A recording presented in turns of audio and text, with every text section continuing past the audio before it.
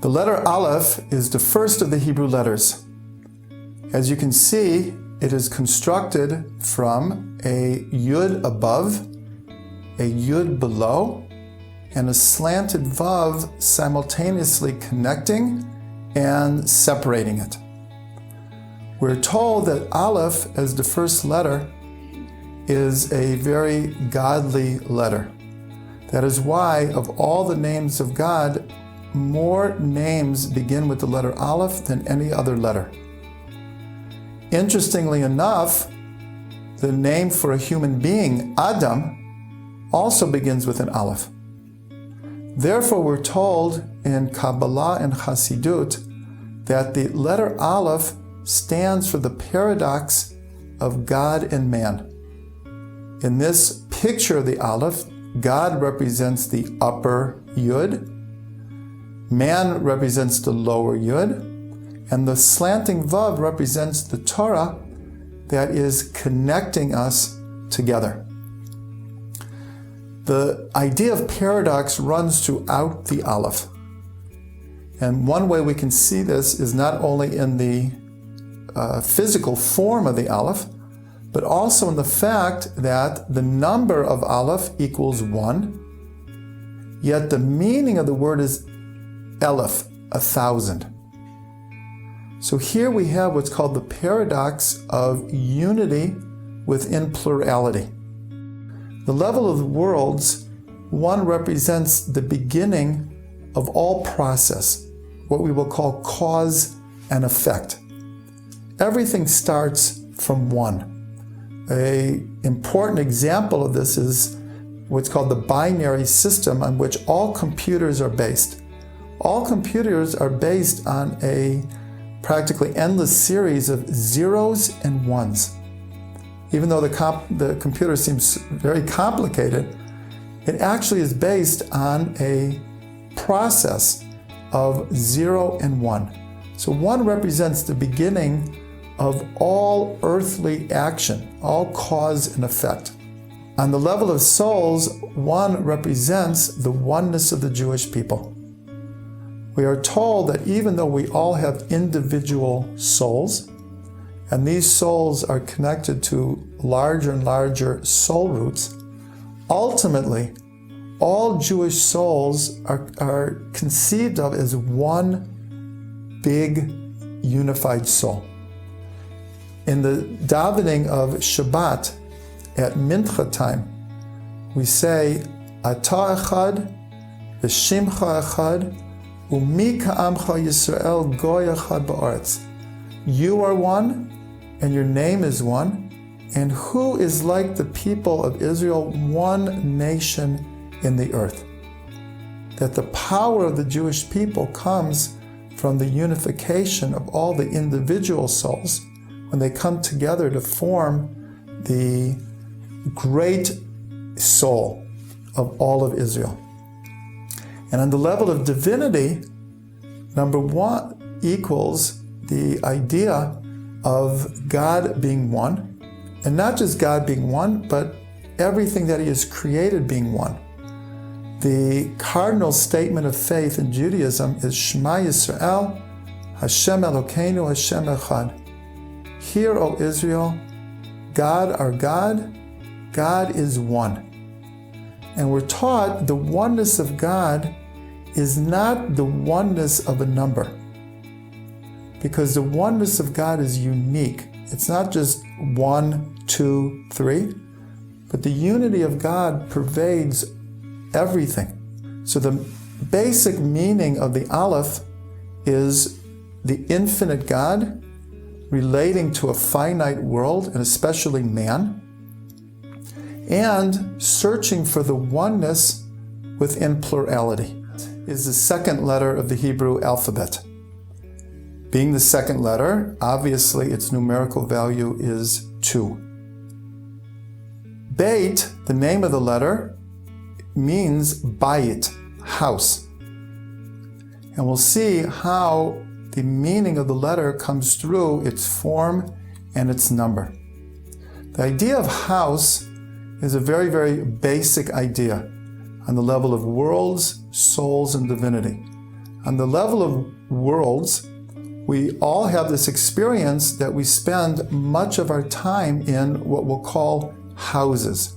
Houses here means, in the wider context, buildings. We learn in buildings, we work in buildings, we live in buildings, we go to entertainment in buildings. In other words, the idea of house runs to all of physical reality.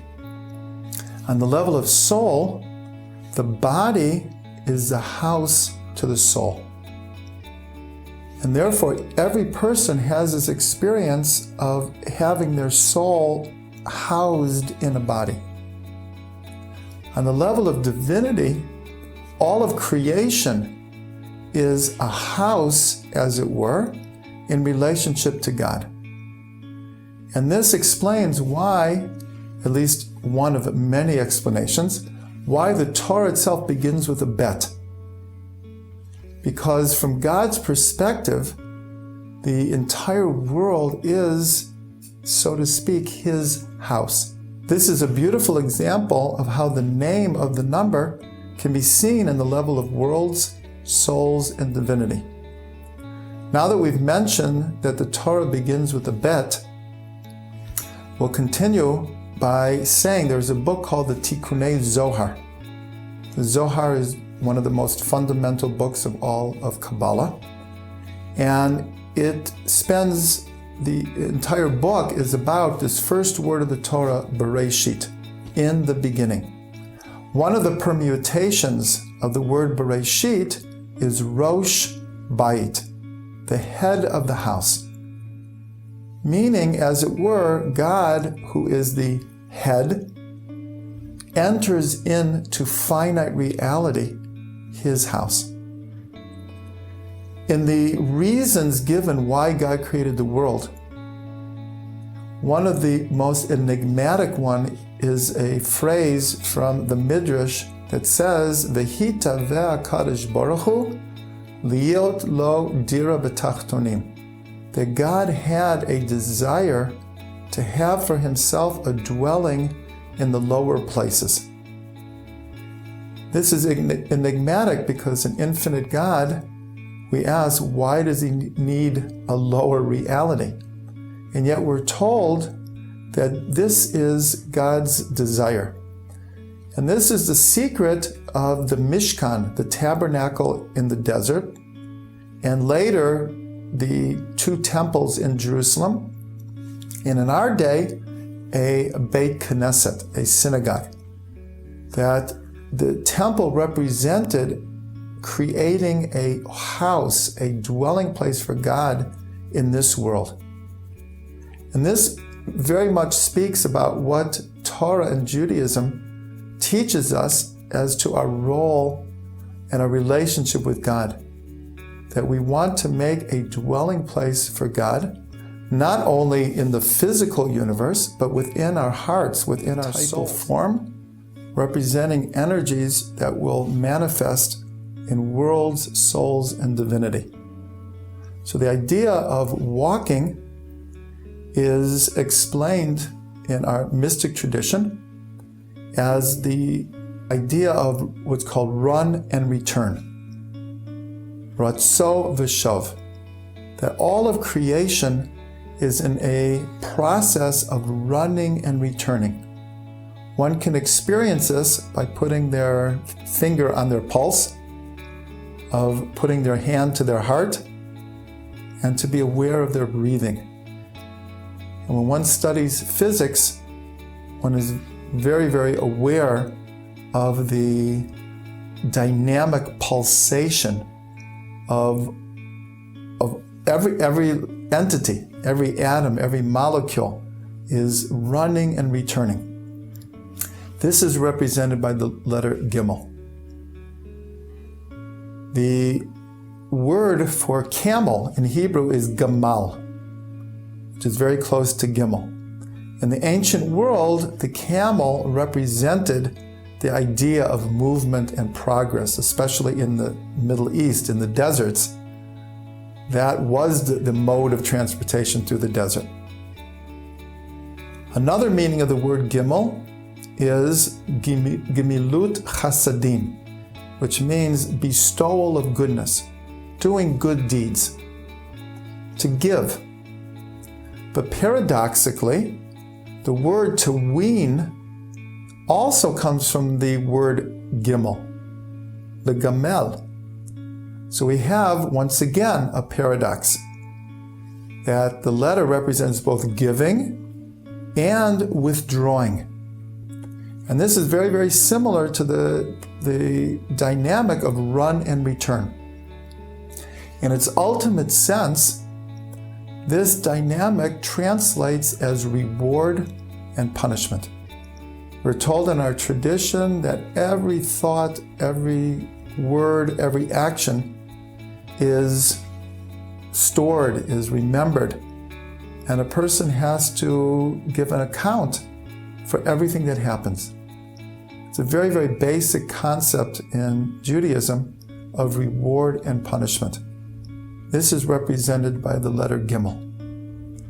Now, another aspect of the Gimel, which is very important, is that it equals 3. Now, up to now, when we discuss the Alef and the Bet, and even here in the Gimel, there's been an emphasis on duality. Here we see a new dimension, a third line or axis. The Gimel represents 3 on every level of reality. And this letter represents very much harmony. One of the secrets of the Magen David, the Star of David, is that you have 2 interlocking triangles. What is a triangle? A triangle is 2 dots connected by a line that come together in a single point. So these 3 lines represent the Magen David, but represent integration and balance and harmony.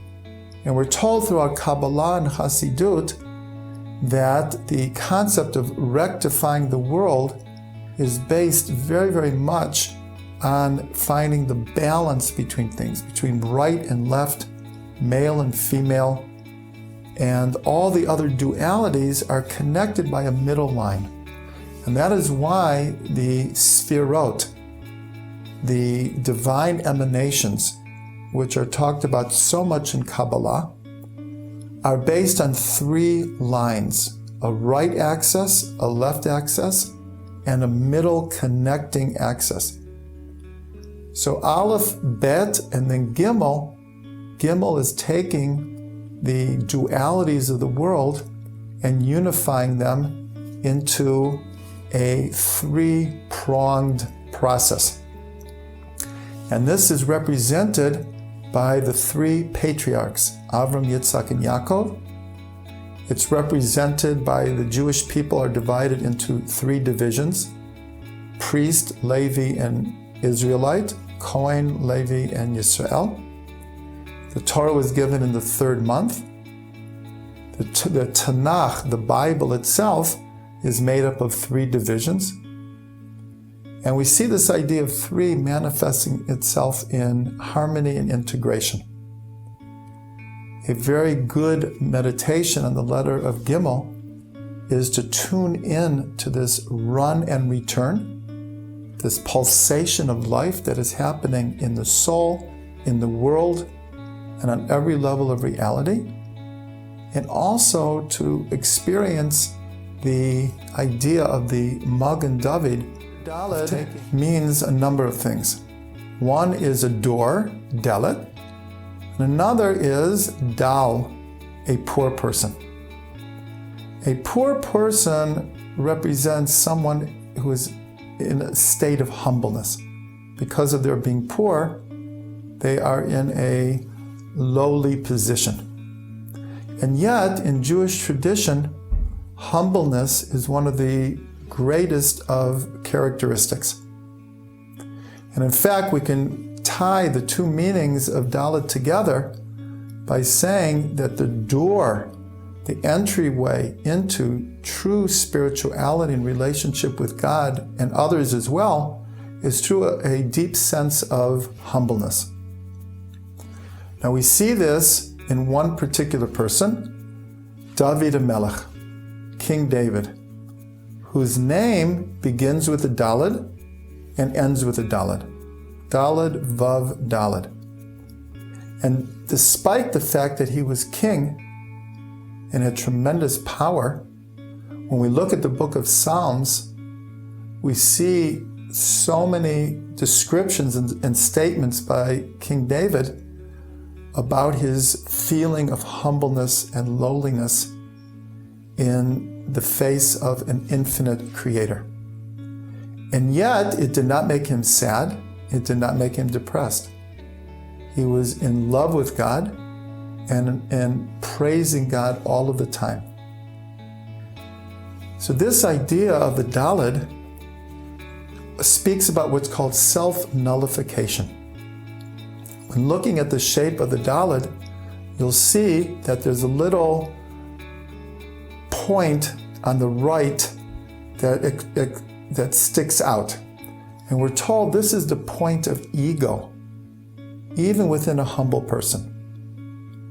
Everyone has ego, and when left unchecked, it gets out of hand. And the doorway into true spiritual service is what's called nullification of the ego.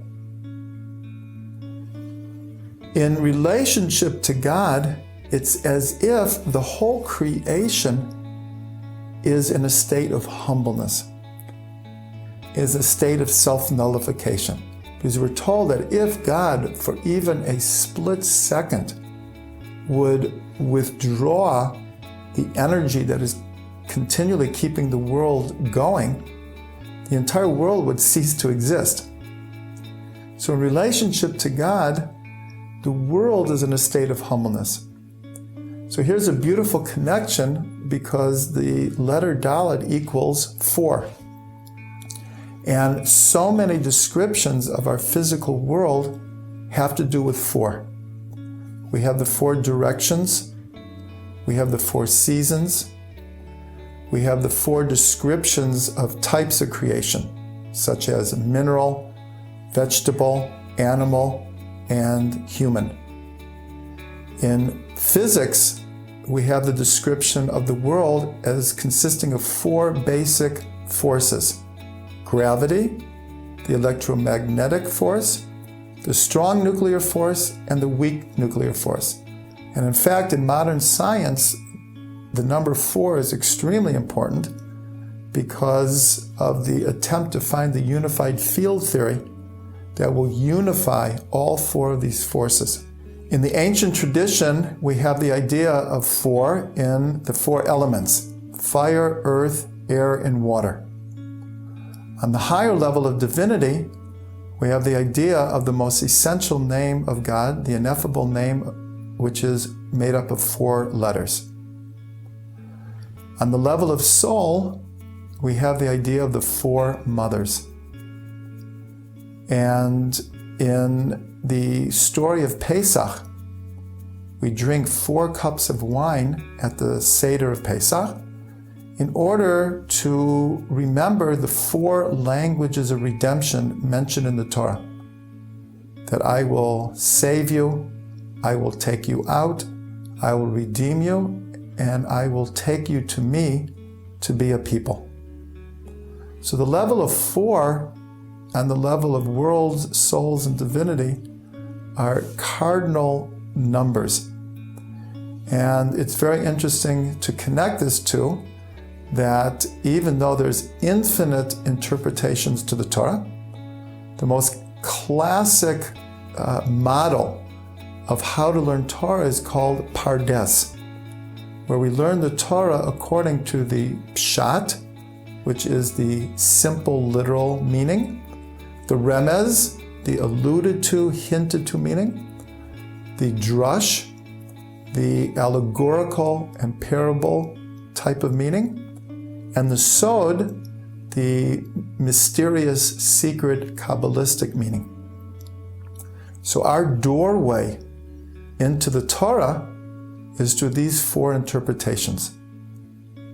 A beautiful meditation on the letter Dalet is to concentrate on feeling a true state of humbleness and gratefulness to God, and at the same time feel like a king.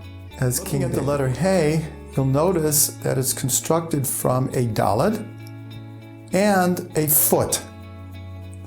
So the sage is taught the Gimel, which means to give, gives, as it were, part of its foot to the Dalet, the poor person, and that becomes the next letter, the Hey.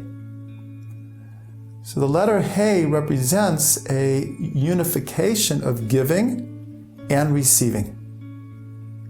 And therefore it's a letter of great unity and completeness. We're taught that the letter Hey stands for expression and revelation. In most languages, when you want to get someone's attention, when you want to express yourself, you say, hey, ho. In Hebrew, we have two expressions like that.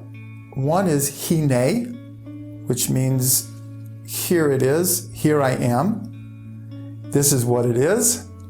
And the other one, a very important word, is many times in the Torah when God appears to a person, they answer hineni, I am here. So the letter Hey has much to do with revelation and expression. And this is manifest that in the four-letter name of God, the only letter that's repeated is Hey. There are two of the four letters of God's name are the letter Hey. That should alert us immediately to how important this letter is. When you take the name of God and you permute it in a different order, it spells out Havaya. And many people refer to God with this name, Havaya. Havaya is a word of being, because God brings everything into being, and his essential name is very connected to this idea of essence and being. A further manifestation of the letter Hey regards time, because God, who is above time and space, brings time into being. Thus, the words in Hebrew for past, present, and future are all connected to the letter Hey. Past is Haya, two Heys. Present is Hoveh, and future is Yiyeh. So God's name is hinting to that all being, all time, all reality is animated by God's infinite light. When you look at the shape of the letter Hey, you will notice that it's made of three distinct lines. And we're told that this represents breadth, length, and depth. Because expression in the level of worlds in space is made up of three dimensions. All expression, we'll see, follows these three levels. That's why we have what's called thought, speech, and action. Each one of these is an expression of revealing a person's inner essence through thought, through speech, and through action. God also, on the level of divinity, has these three levels. One is called essence. One is the transcendent nature of God. And one is the immanent nature of God. In other words, there is an essence of God that transcends all time, space, and all concept. And then you have a transcendent level of God that, as it were, surrounds the worlds. And then you have an immanent revelation and expression of God that fills all of the worlds. Now, going along with this is the number of the letter Hey. The number of Hey is 5. And we'll see many, many things that have to do with expression and manifestation and revelation that have to do with 5. The first is, we're told that there are 5 levels of the soul. Nefesh, Ruach, Neshama, Chaya, and Yechida. In short, the behavioristic level, which is called Nefesh, the emotional, Ruach, intellectual, Neshama, the supraconscious, which is Chaya, and the point of God within a person, the highest level, is called Yechida. So the soul is expressed through 5 ways. On the level of worlds, we just look at our hand and see our hand is made up of 5 fingers. In other words, we act in the world through our hands.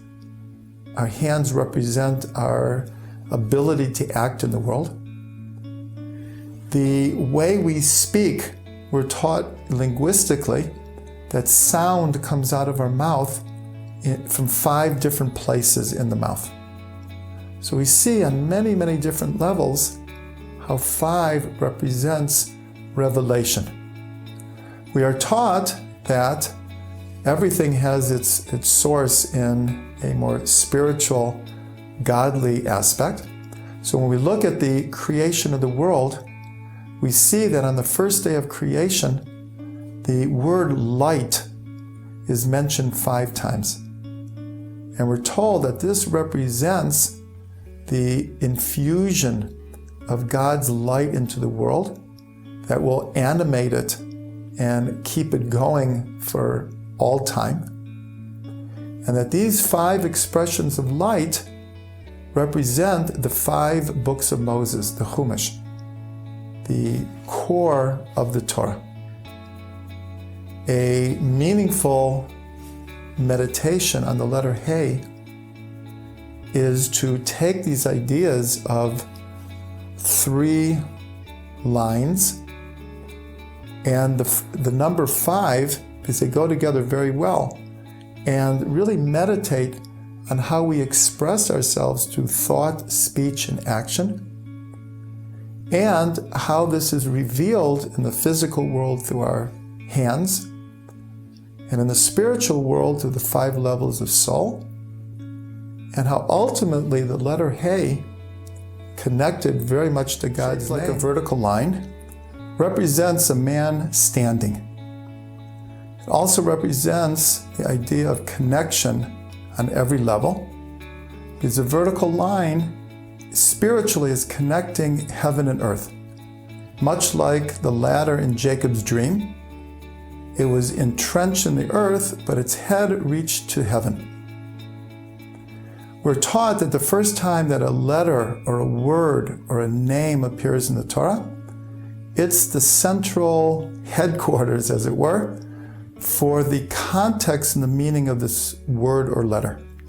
The first time that the letter Vav appears is in the very first verse of the Torah. In the beginning, God created heaven and earth. And the Vav is heaven and earth. So this tells us the role of the Vav, from the practical to the mystical, is connecting everything in the universe. We see further that in the first word of the Torah, Bereshit, which we've mentioned before, in the beginning, there are exactly 6 letters. And this is further manifest in the account of creation, which takes place in 6 days. So the idea of 6 represents all of creation. Further, we see in the first sentence of the Torah, the first verse, the letter Alef appears exactly 6 times. From this, our sages in the Talmud said that this era of history, this cycle of history, would last for 6,000 years, because if you remember in the letter Aleph, Aleph also means Alef. So 6 Alephs in the first verse of the Torah hints to 6,000 years of history in this cycle of history. And we also see the number 6, as we said, 6 days of creation, followed by the Shabbat, forms the basic code and cycle of all process, of all cycles. 6 days we work, and on the 7th we rest. 6 years we work our fields, and on the 7th we rest. 6,000 years mankind works, and it will be followed by the 7,000th year, the Messianic era. Another manifestation of the letter Vav connected to the idea of connection is that the letter Vav has a unique role in the Torah. It only appears in biblical Hebrew, that when you put a Vav before a verb, it has the power to reverse the tenses. In other words, if you put a Vav before a verb in the past, you read it as the future, or the opposite. If the verb is in the future and there's a Vav in front of it, you read it as happening in the past. And this is an awesome idea of the Vav being the connection between past and future. That function of the Vav to reverse past to future and future to past is called in Hebrew Vav HaHipuch, the Vav that reverses time. Einstein revealed what's called the relativity of time. That until Einstein, everyone thought that time moved unaffected by anything in the world at its own pace. Einstein revealed that it's not true, that time is affected by gravity and velocity, and that times are different in different places depending on those two factors. So it's very interesting that in the word for light, the middle letter is a Vav. And because Einstein further taught that the mystery of light is very connected to the relativity of time. The letter Vav equals 6. We already mentioned how in the first verse of the Torah, this sets the scene for the cycles of all of history.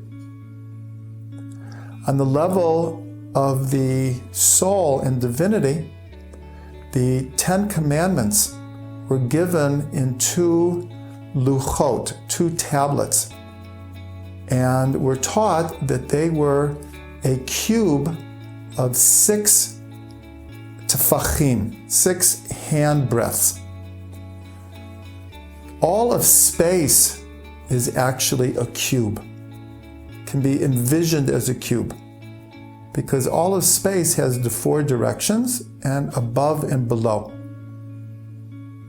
And so the manifestation of the Vav in the first verse of the Torah and its understanding of it being 6 and its connection to the 6 planes of space and the relativity of time tells us how important this letter is. Because of this, in God's 4-letter name, the Vav appears between the 2 Heys, connecting what's called the upper Hey and the lower Hey. A beautiful meditation on the letter Vav would to be look deep inside of ourselves and all around us to see all of the connections in our lives, how all things are ultimately from the previous letter of Vav with a crown on its head.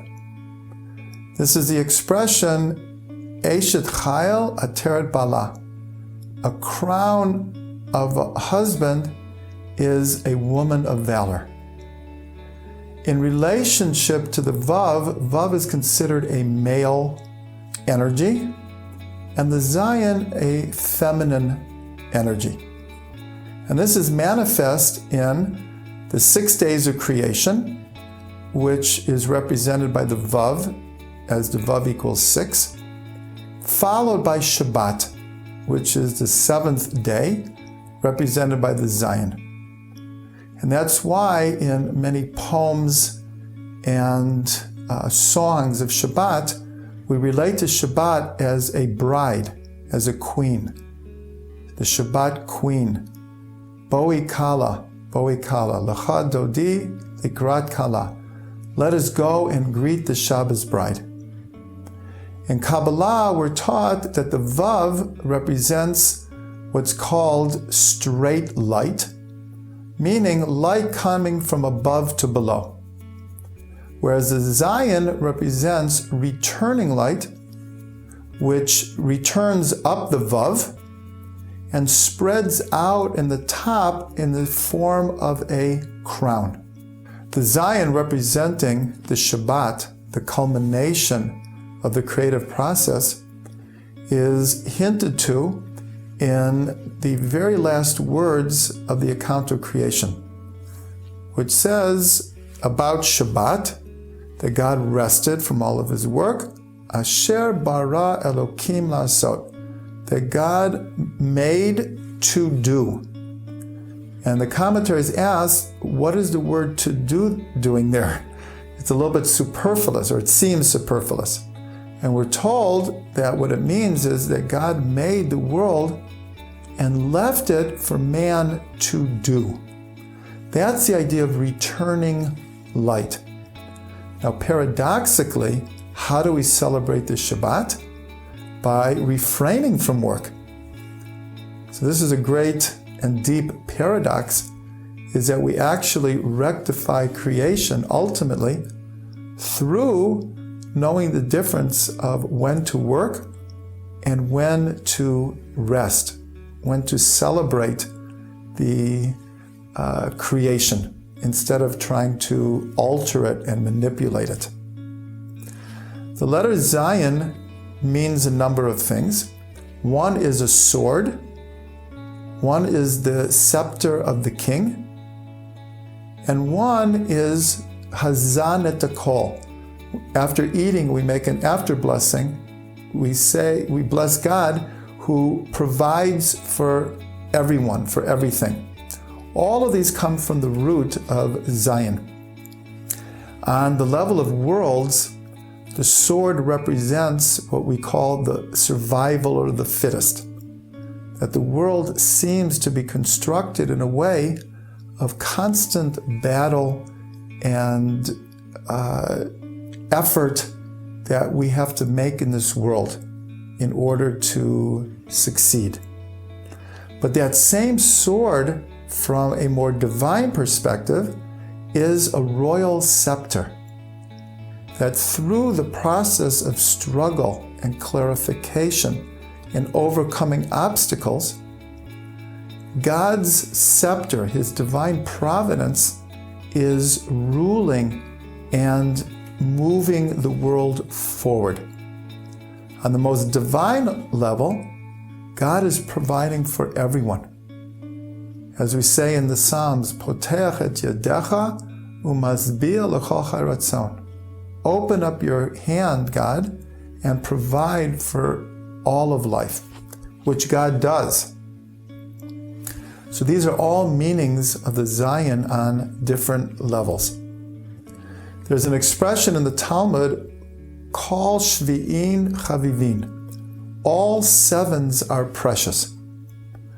We know that the number 7 appears so many times in Jewish tradition because it follows its first archetypal appearance as Shabbat. The code of the cycle of 6 days of work followed by a 7th, a day of the soul, a divine day, is encoded in all cycles of creation.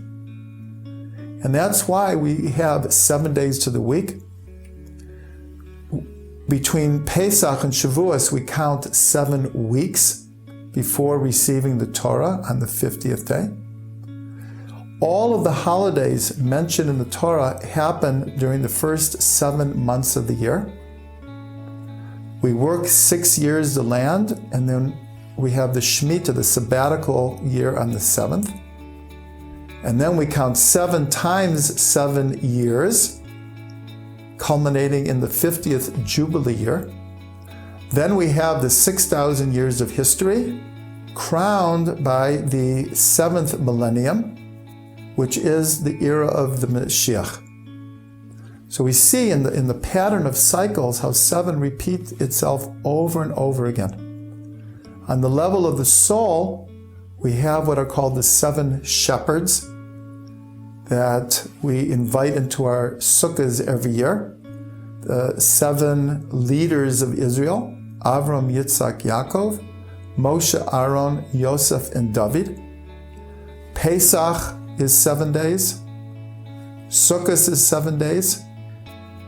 The menorah, the candelabra in the temple, which represented the mission of the Jewish people to receive God's light in the world and then to spread it to the whole world, had 7 branches.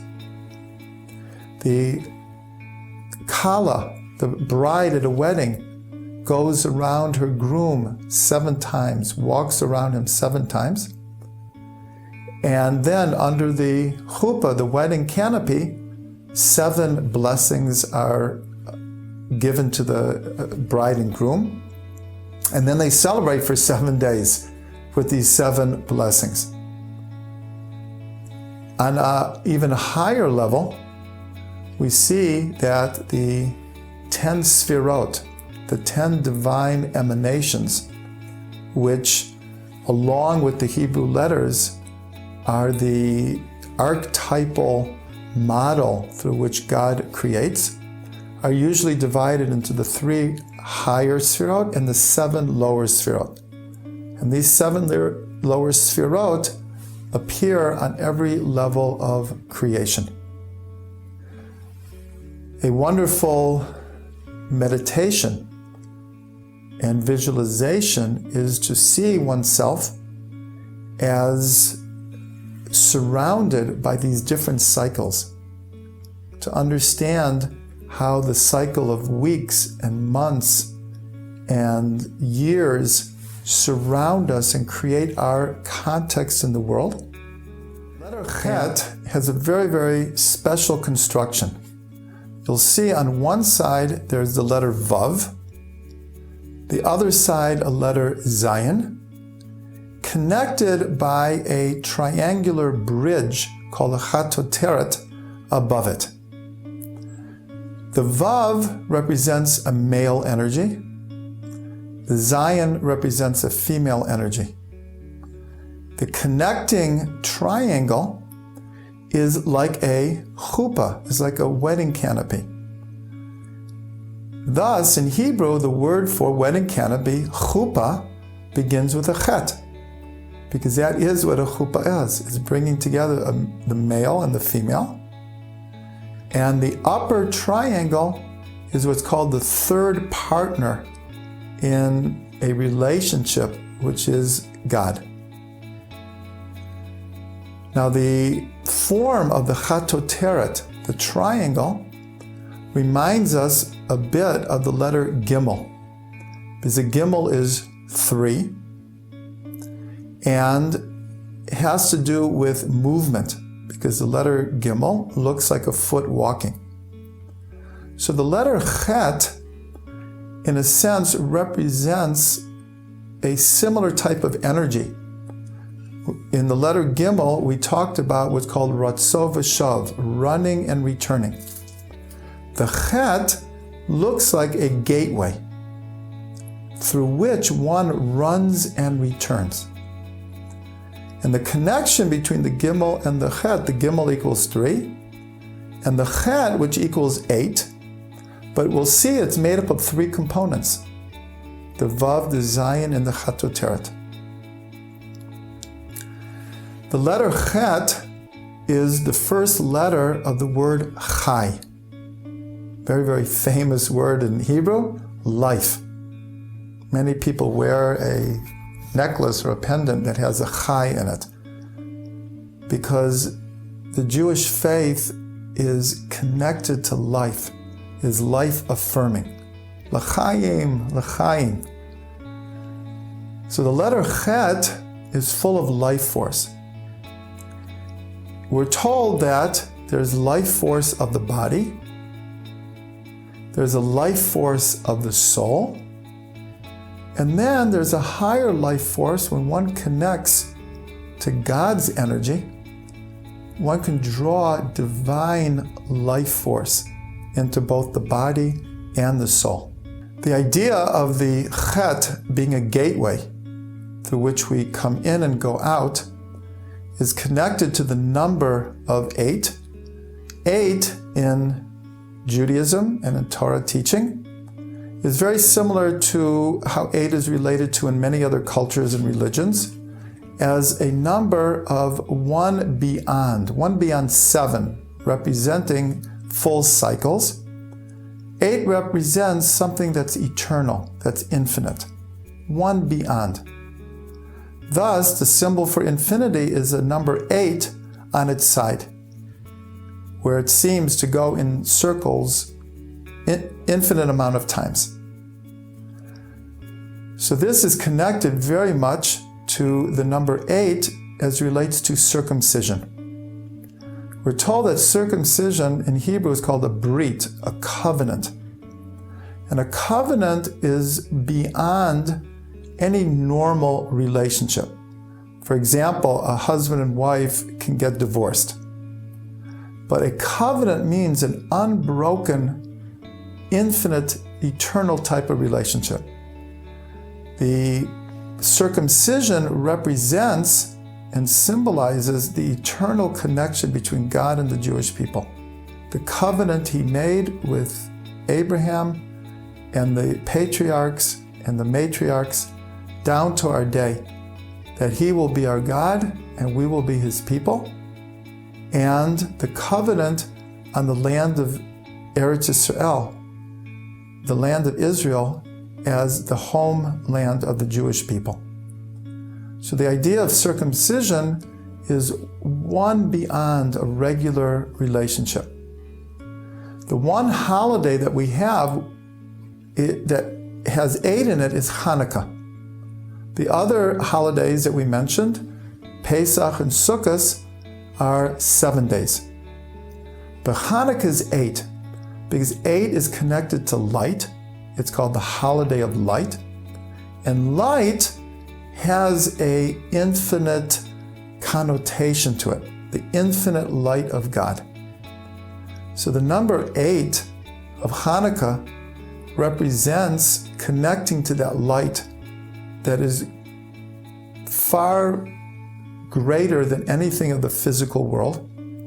And that's why we only merit it to the light after a physical battle. This world very much is represented by the cycle of 7, but we reached one beyond it because we were fighting not just for our physical survival and a physical homeland, but we're fighting to maintain our traditions, which are connected to the infinite light of God. A beautiful meditation for the letter Chet is to connect to this run and return of the soul, shaped like a vessel that contains something good and hides it within. According to tradition, we can envision the Tet as a womb. Now this connects very beautifully with the number of the letter Tet, which is 9. 9 represents the 9 months of pregnancy, where the fetus is hidden within and is only revealed after receiving its goodness within.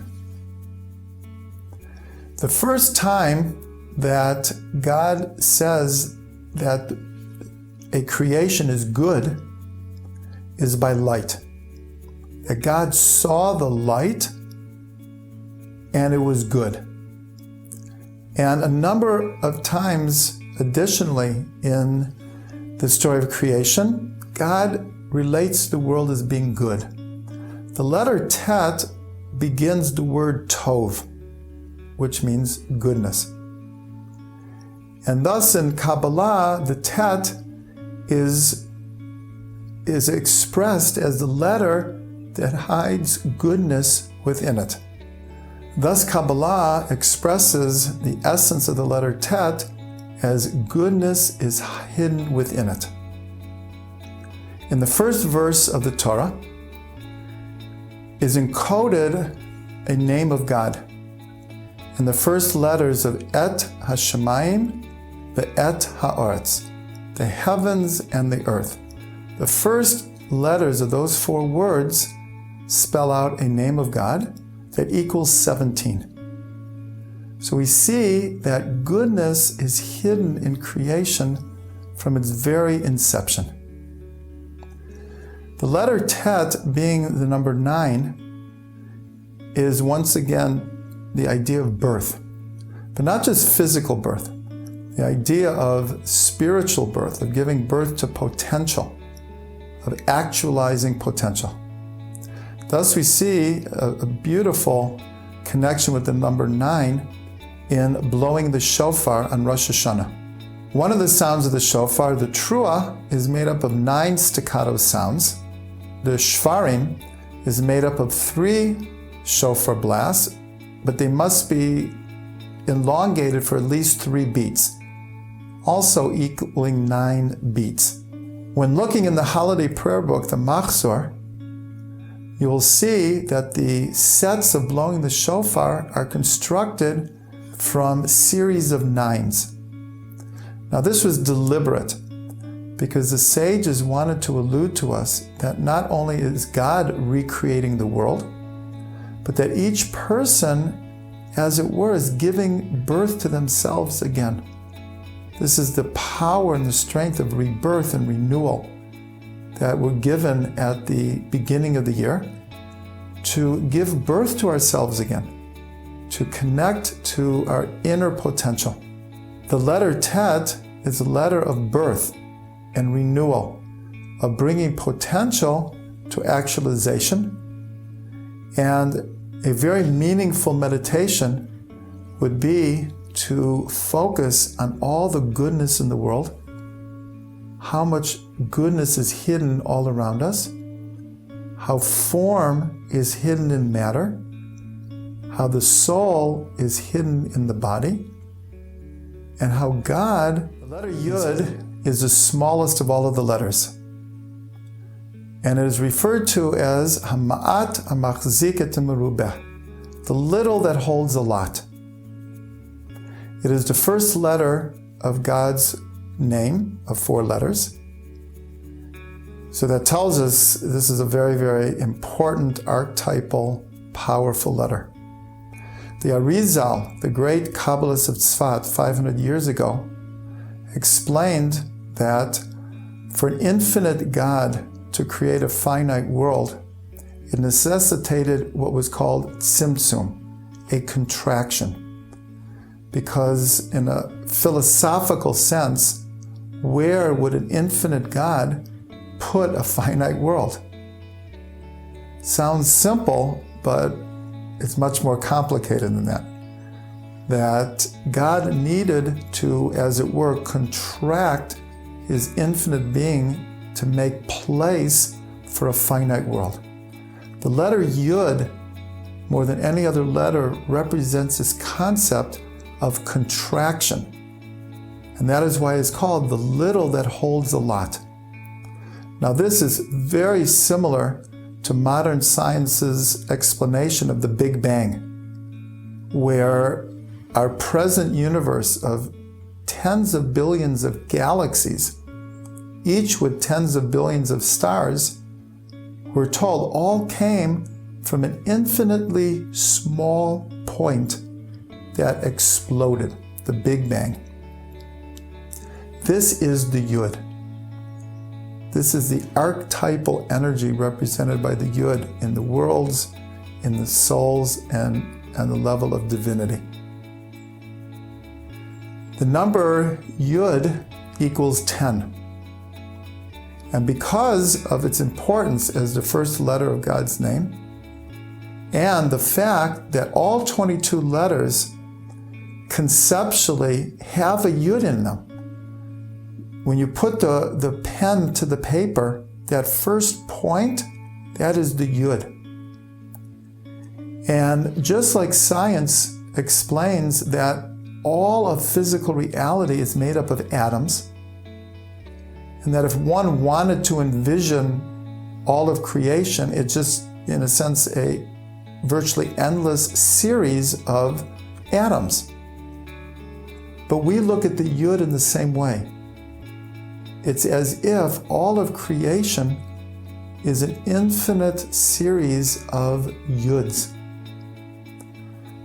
The yud equals 10. We're told in Kabbalah, any number, when it's multiplied by 10, represents its full manifestation. So 10 is 10 times 1.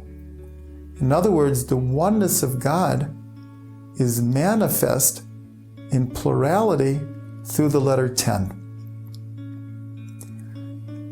Thus, the number 10 of all of the numbers is one of the most important. And there are countless different ideas in our tradition that have 10 in them. On the level of worlds, we have the 10 expressions through which God brings the world into being. We're told also in our tradition that there were 10 things created on the first day.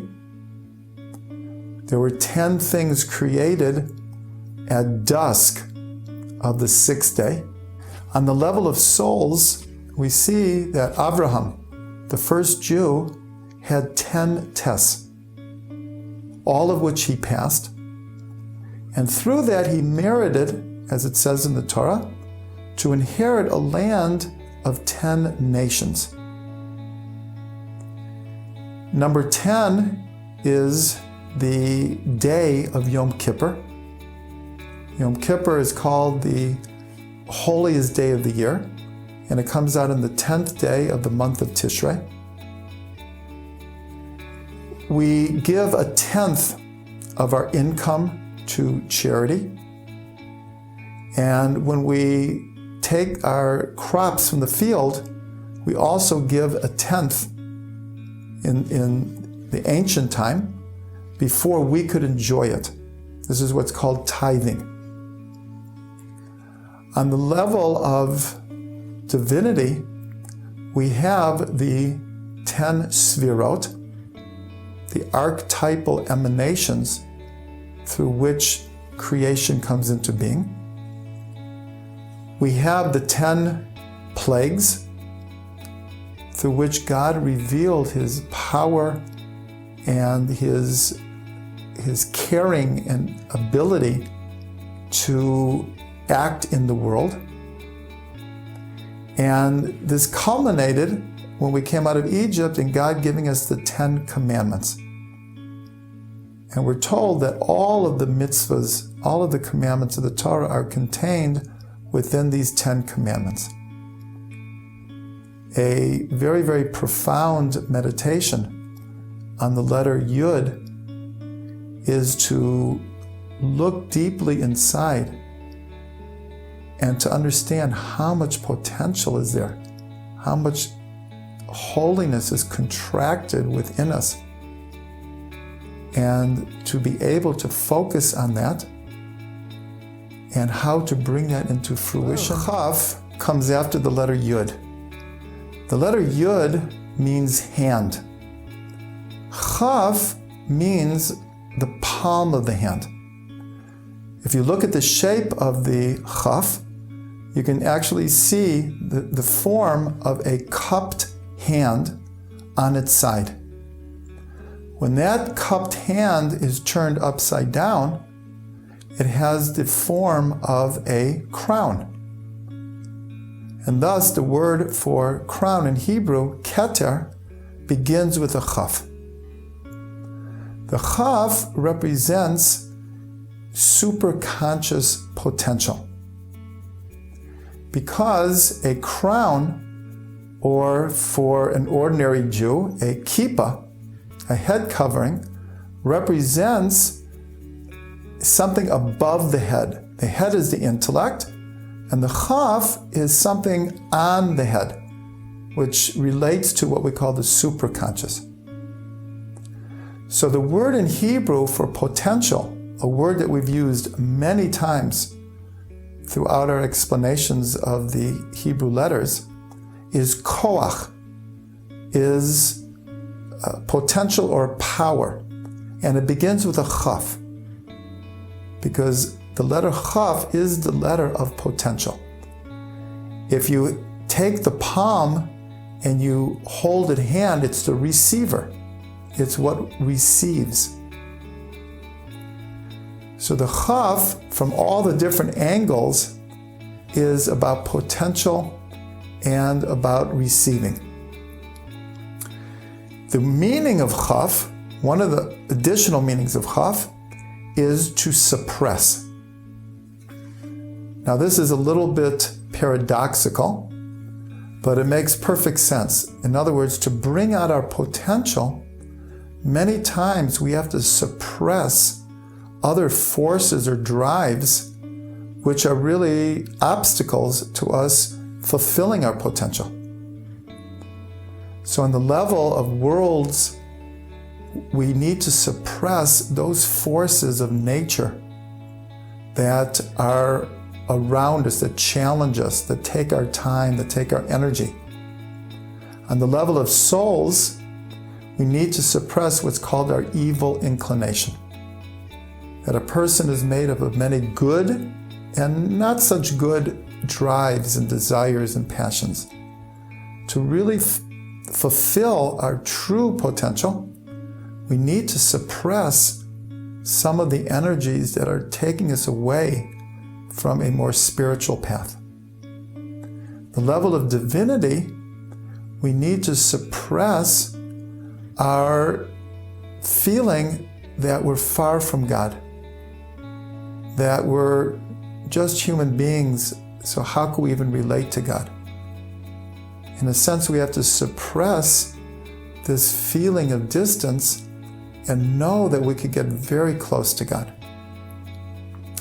The letter chaf equals 20.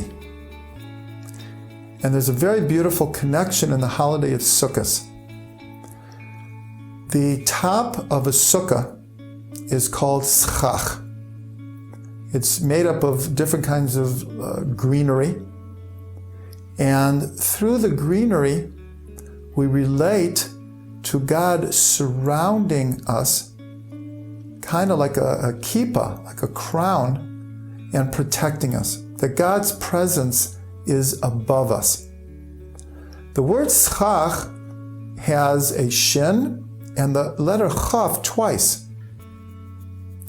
Now there is a Jewish law as to how tall a sukkah could be. And we're told a sukkah that is over 20 amas, an amma is approximately 1.5 feet, is not a kosher sukkah. Why? Because the frame of reference, if we're looking forward and we lift our eyes up, above 20 amas, the schach is not in sight. And the point on sukkahs is to be always aware of God's surrounding energy.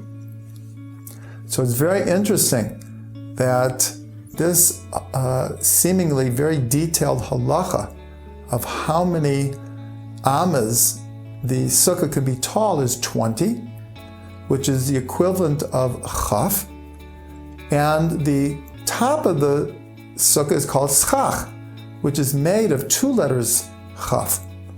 And the meaning is the meaning of the chaf itself, of this, as it were, God's palms over us and blessing us and giving us energy. So this in itself is a beautiful meditation for the chaf, is to imagine God's energy above us, protecting us, shining down on us. Lamed is the tallest of all of the letters. It is the only letter that, as it were, goes above the line.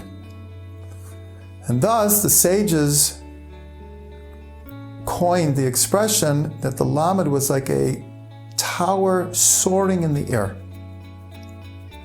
The letter Lamed has to do with aspiration of the heart. The word heart begins with a Lamed. And the Lamed has to do with what the heart longs for. The heart longs to rise up, especially the spiritual heart, to rise up and elevate oneself and connect to the higher worlds and to connect to God. An expression of the aspiration of the heart of the Lamed is the word for prayer in Hebrew is tefillah, which has a Lamed in it. Tefillah, prayer, is in a sense, one of the most ultimate expressions of the heart to draw close to God, to aspire to go higher, to go deeper. And one of the most joyous of prayers is called Hallel. Hallel is a special series of praises of God that we only sing on holidays.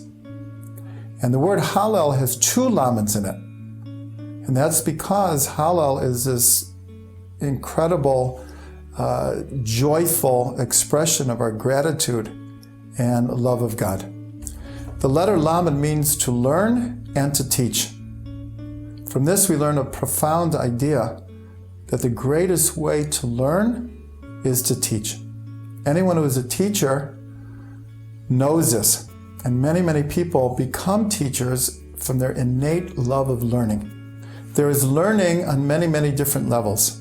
On the level of worlds, we can understand from what the Rambam says, Maimonides, that to know about God, to understand how God manifests in the world, look at the world. Look at the physical world around us, and we will see God's fingerprints everywhere, as it were. On the level of souls, there is a learning about the soul. What animates the soul? What are the powers of the soul? How does the soul express itself? How does the soul refine itself? And then there's learning on the level of divinity, where we learn about God's ways in the world and how to connect to God through prayer, meditation, Torah, and doing the mitzvot.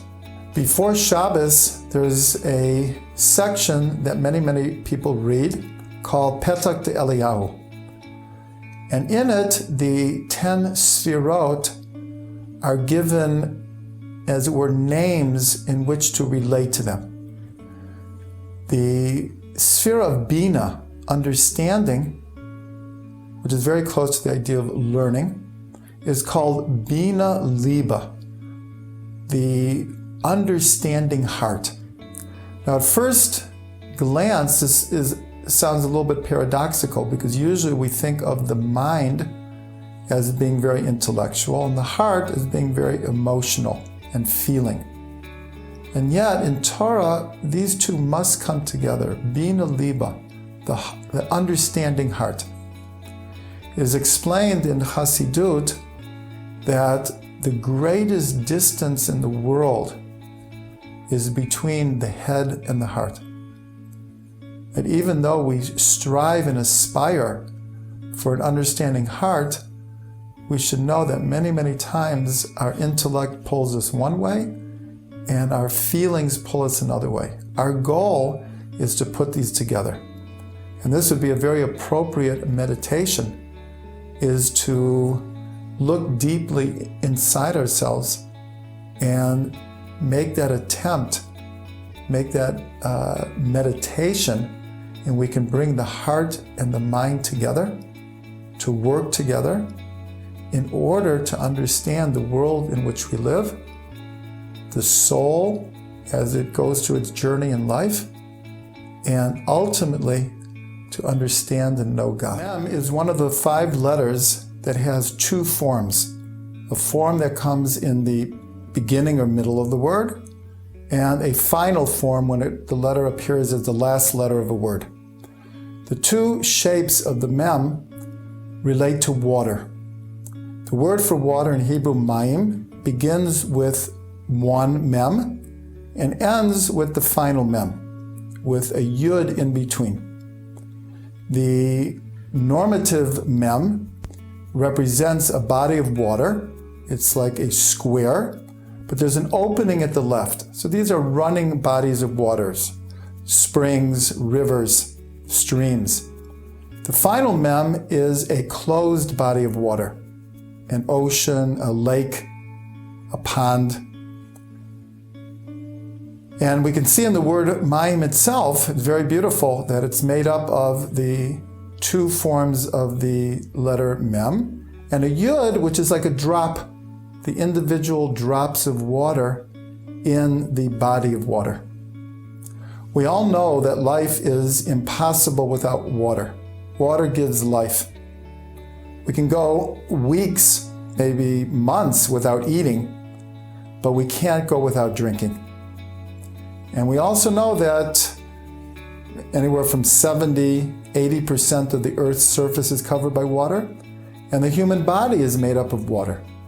So all of these connotations connect water to life. In the Talmud, there's an expression, ein mayim ela Torah. There's no water other than Torah. And what they meant to say was that every mention of water in the Torah is an allusion to Torah itself. Just like water gives life, Torah gives life. There's a verse that says, Nachal novea mekor chachma, a stream that is flowing from the source of wisdom.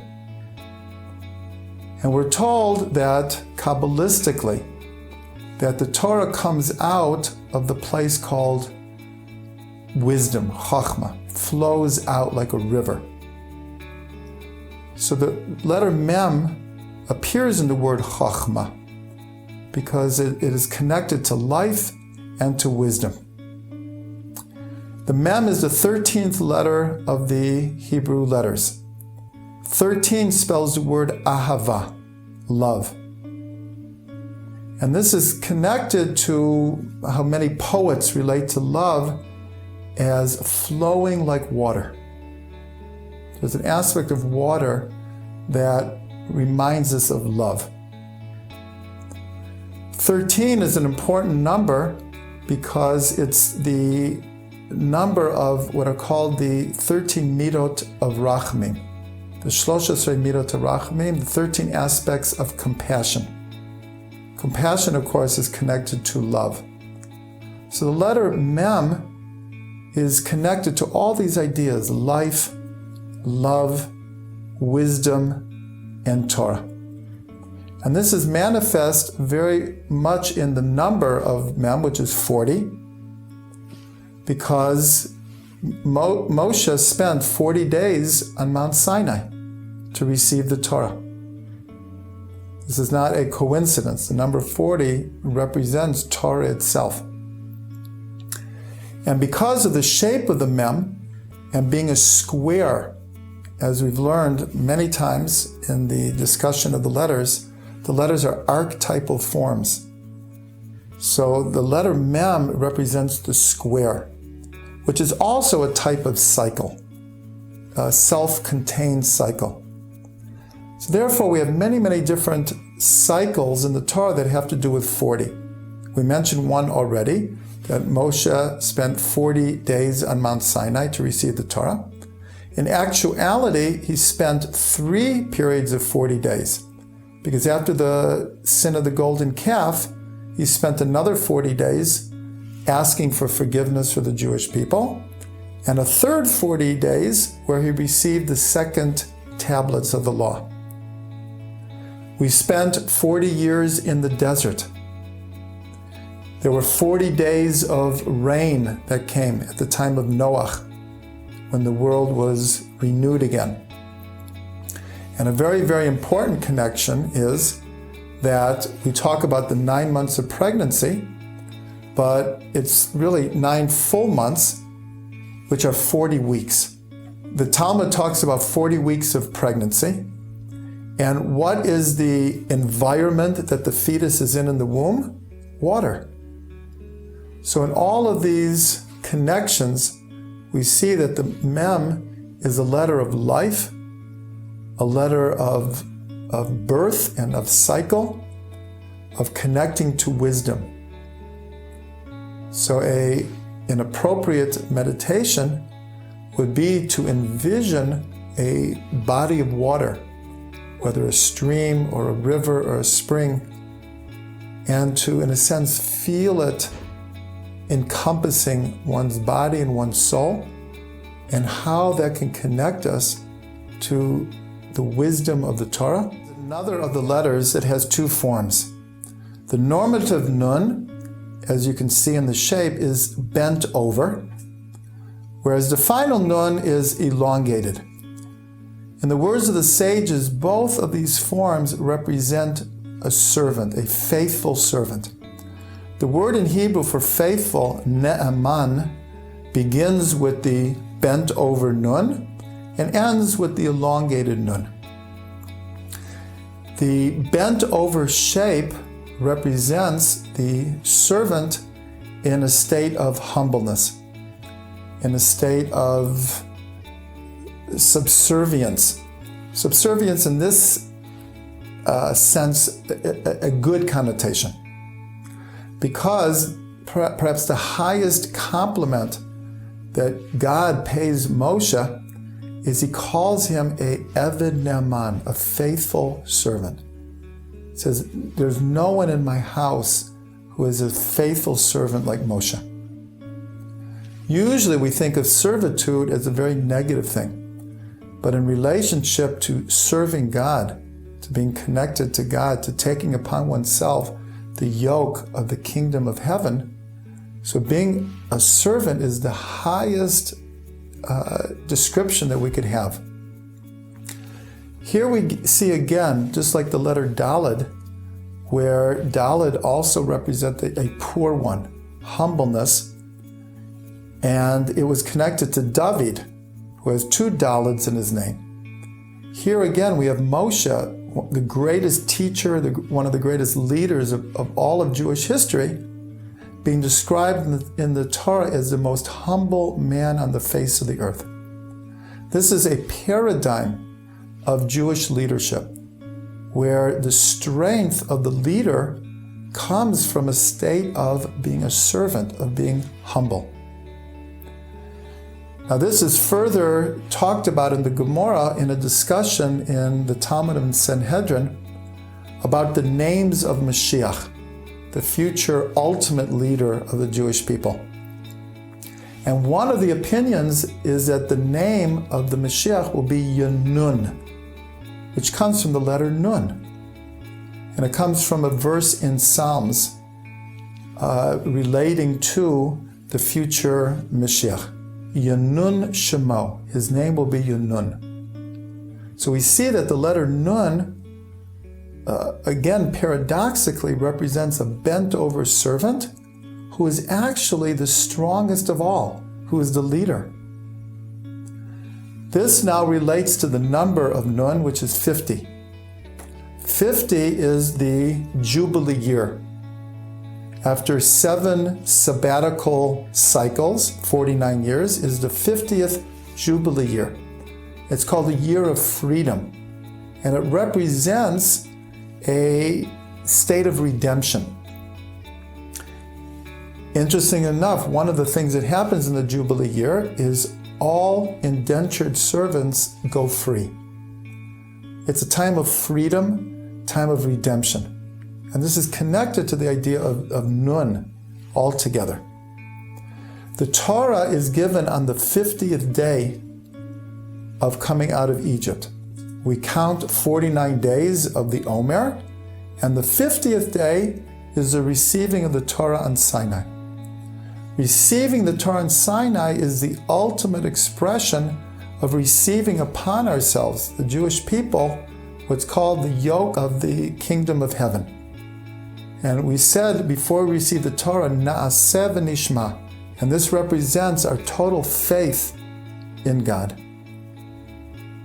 A meaningful meditation for the letter Nun would be to connect to one's inner sense of humbleness and yet feel the power and the strength to be a leader, to receive upon oneself the opportunity to serve God in this world.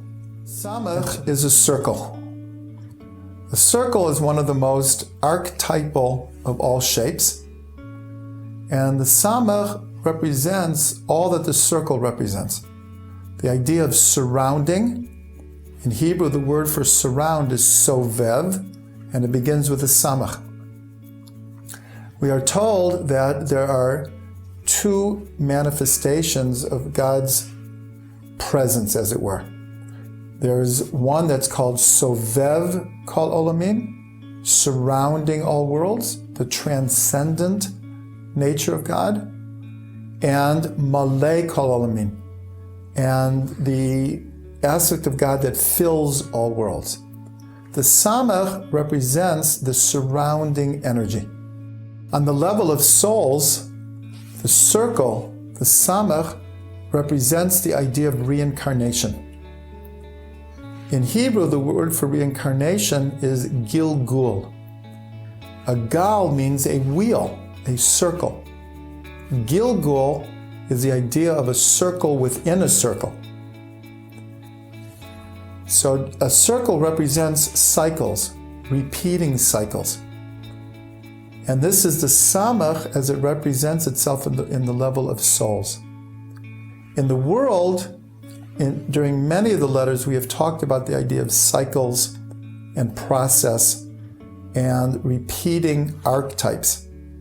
The Samach is the letter that best represents the overall concept of circles and cycles. We see it in the turning of the seasons. We see it in a tree as it goes through its yearly cycle of losing its leaves and new buds and leaves and fruit. All of nature is going through cycles. So from a divine perspective of surrounding all worlds, to the soul perspective of the soul returning again and again as it attempts to finish its rectifications in this world. And all of nature is based on cycles. Samach means somech, to support. It's very connected to the shape, because to surround, like a hug, is to support. A lot of times when one wants to give comfort and support to a person, they will give them a hug. It's almost a physical representation of an inner desire to support this person. When a rabbi gives a student ordination, it's called smicha. And in the ancient way, the teacher put his hands on the student's head and, in a sense, surrounds him with his energy and makes him a representative of all that he has learned and wanted to give over to his student. In the Psalm Ashrei, the 145th Psalm, it is written by David HaMelech according to the 22 Hebrew letters. The only one letter is missing, and that's the Nun. As we learned in the previous letter of the Nun is the bent over servant, but also starts the word to fall, nofel. So David, who himself is referred to in the Talmud as Bar Nafla, as the fallen one, literally the miscarriage, did not want to put in Ashrei, which is a very joyous praise of God, the idea of falling. So he skipped the letter Nun. Yet the next verse is Somech Hashem l'kol hanoflim, that God supports all those who have fallen. So that's a very beautiful connection between the letters Nun and Samach.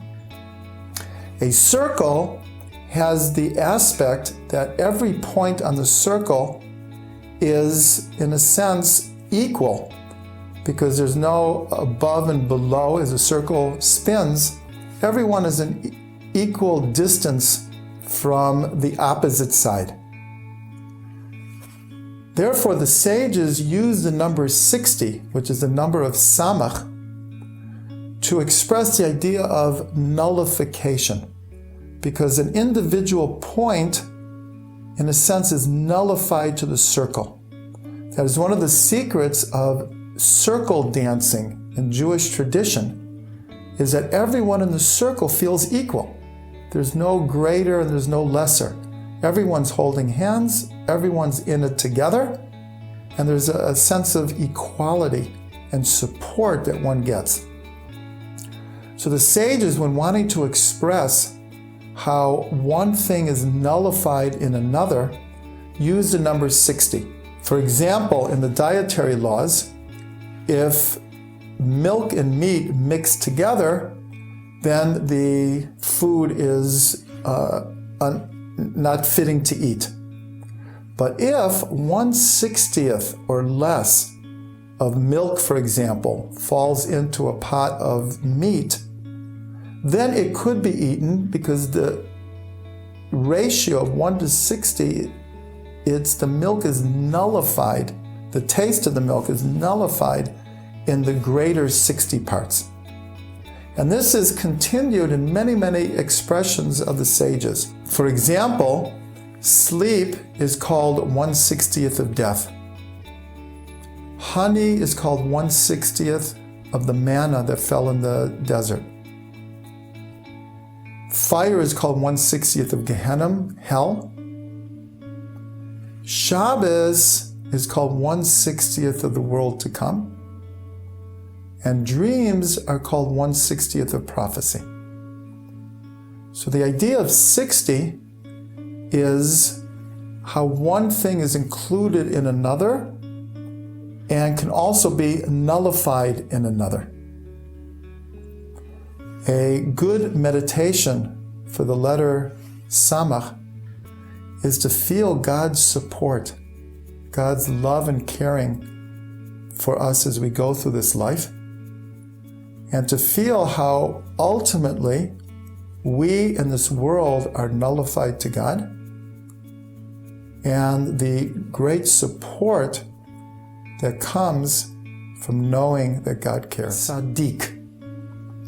He added a letter Kuf, which is the next letter in the alphabet, to the letter Tzadi.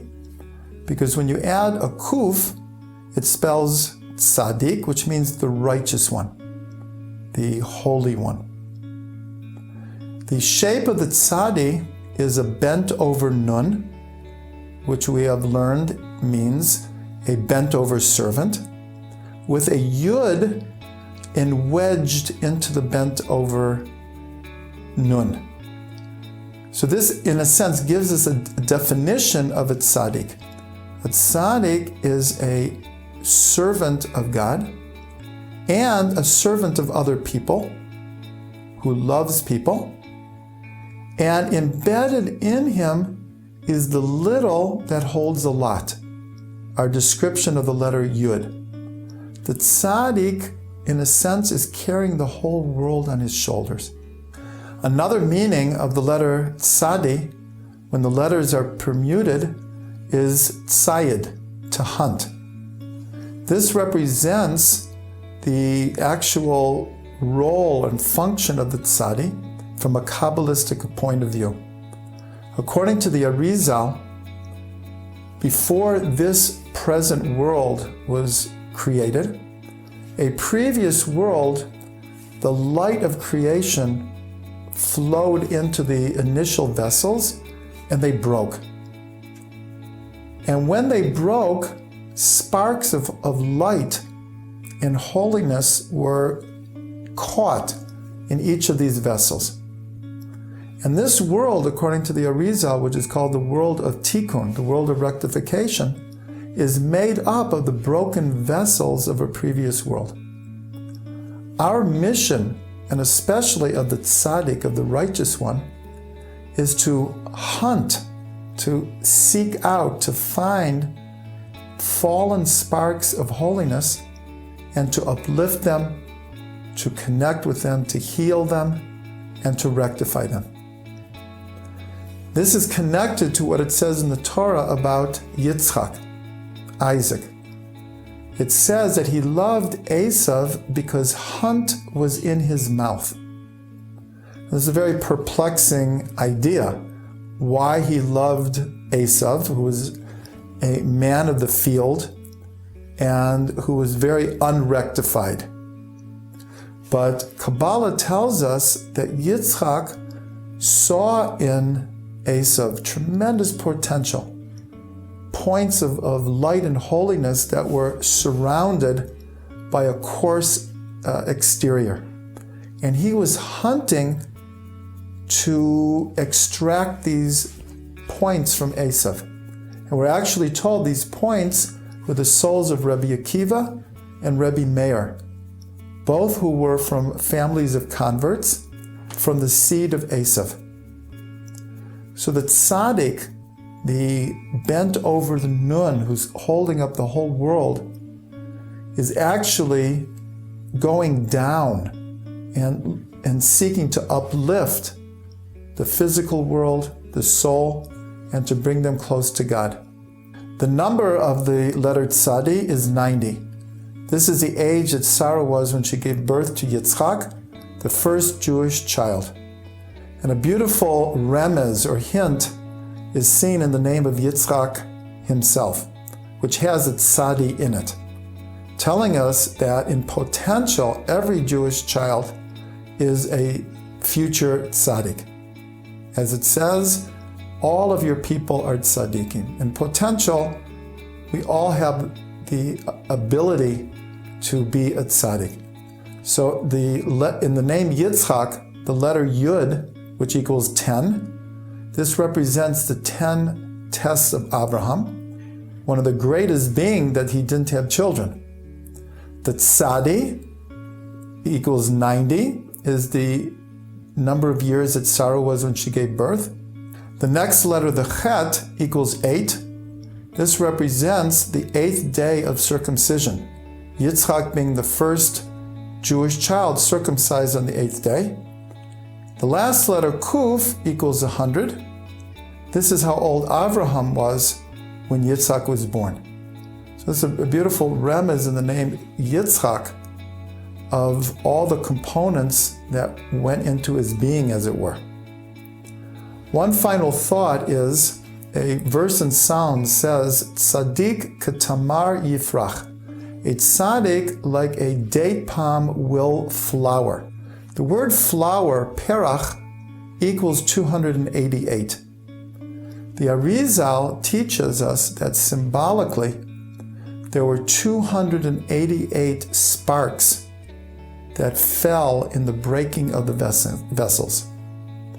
This number represents all of the fallen sparks. So this verse is hinting that it's the tzaddik who will redeem all of these sparks and one day make them shine. A meaningful meditation on the letter tzadi, or as the Arizal called the tzaddik, is to look inside and contact the point within that is righteous, that is holy, that can be everything that it can be. And to know, like the tzaddik who is bent over and carrying the weight of the world, we have a job and a mission to bring healing and rectification and elevation to all of the worlds. Means I. In the shape of the ayin, we can use our imagination and see the top of the ayin are 2 branches, each one an eye, and the 2 lines come down and meet in one line, and this can be seen as the 2 optic nerves as they come and enter into the brain. This is a creative and imaginative way to connect the meaning of ayin to the shape. Many times in the Torah, it says God looked. or God saw. Now we know that God does not have physical eyes, but what we are being taught is that God's eyes, as it were, is a concept called divine providence, hashgacha prati. That God is looking and has control and is a part of everything that happens in this world. That is what divine providence is. There's a beautiful verse in the Torah that says the eyes of God are on the land of Israel from the beginning of the year to the end of the year. And from this we learn that this is one of the understandings of why Israel is called the Holy Land and why so many spiritual paths and religions have emanated from the Holy Land and why everyone seems to want to conquer Israel throughout the ages, is because the eyes of God are on the land from the beginning of the year to the end of the year. The ayin equals 70. As we've learned, 10 times any number represents the full manifestation of that number. 70 is 10 times 7. 7 we found to be one of the most archetypal of numbers because it represents the classic cycle that God created for 6 days and rested, and we have the first Shabbat. And ever since we imitate that same cycle in our lives, that we work for 6 days and we rest. But in creation, the resting on Shabbat means the completion of creation and even more the purpose of creation. So 10 times 7 equaling 70 means that symbolically 70 has to do with a greater purpose and how that purpose is manifest on every single level of reality through, as it were, the eyes of God. Therefore, we see the number 70 as the descendants of Noah, as the number of Jewish souls that went down to Egypt, the elders in the desert, and the 70 members of the Sanhedrin. Now, interestingly enough, with all of these is a relationship between 1 and 70, because there was Noah and his 70 descendants. There was Yaakov and the 70 souls that went down to Egypt. There was Moshe and the 70 elders, and there was what's called the prince of the Sanhedrin and the 70 other members. There were actually 71 members. Now, it's very interesting that the letter Alef, which equals 1, and the letter Ayin, which is 70, linguistically and Kabbalistically are interchangeable. And many times, to see a deeper meaning of a word, we exchange an Aleph for an Ayin or Ayin for an Aleph to get a deeper understanding of that word. So on all these different levels, the ayin represents God's providence in the world and how that manifests itself in the development of man and of history. A beautiful meditation for the letter ayin would be to concentrate on how God is present in your life, how His providence touches you, and how you can see at different stages in your life how we were being guided by the hand of God, as represented by God looking at us. The letter Peh means mouth. As an archetypal energy, it means communication. As we've seen in other letters, God created the world through speech. So speech is very important. It creates the world. And for man also, man creates and destroys through his speech. A person can destroy a relationship of a lifetime through saying one wrong thing, and can give someone hope or even save their life through saying a kind thing or the right thing at the right time. Speech is very powerful. We see in the Aramaic translation when God breathed the soul into man.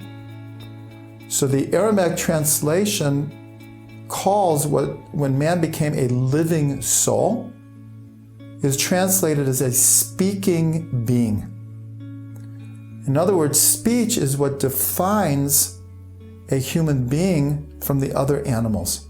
The idea of abstract thought, which then can be expressed into speech. We have what's called the written Torah and the oral Torah. The oral Torah is 4,000 years of compilation of law, traditions, deeper inner teachings. And for 2,000 of those years, it literally was oral. Nothing was written down. Until the Mishnah was written down, approximately 1,800 years ago, our whole tradition was oral.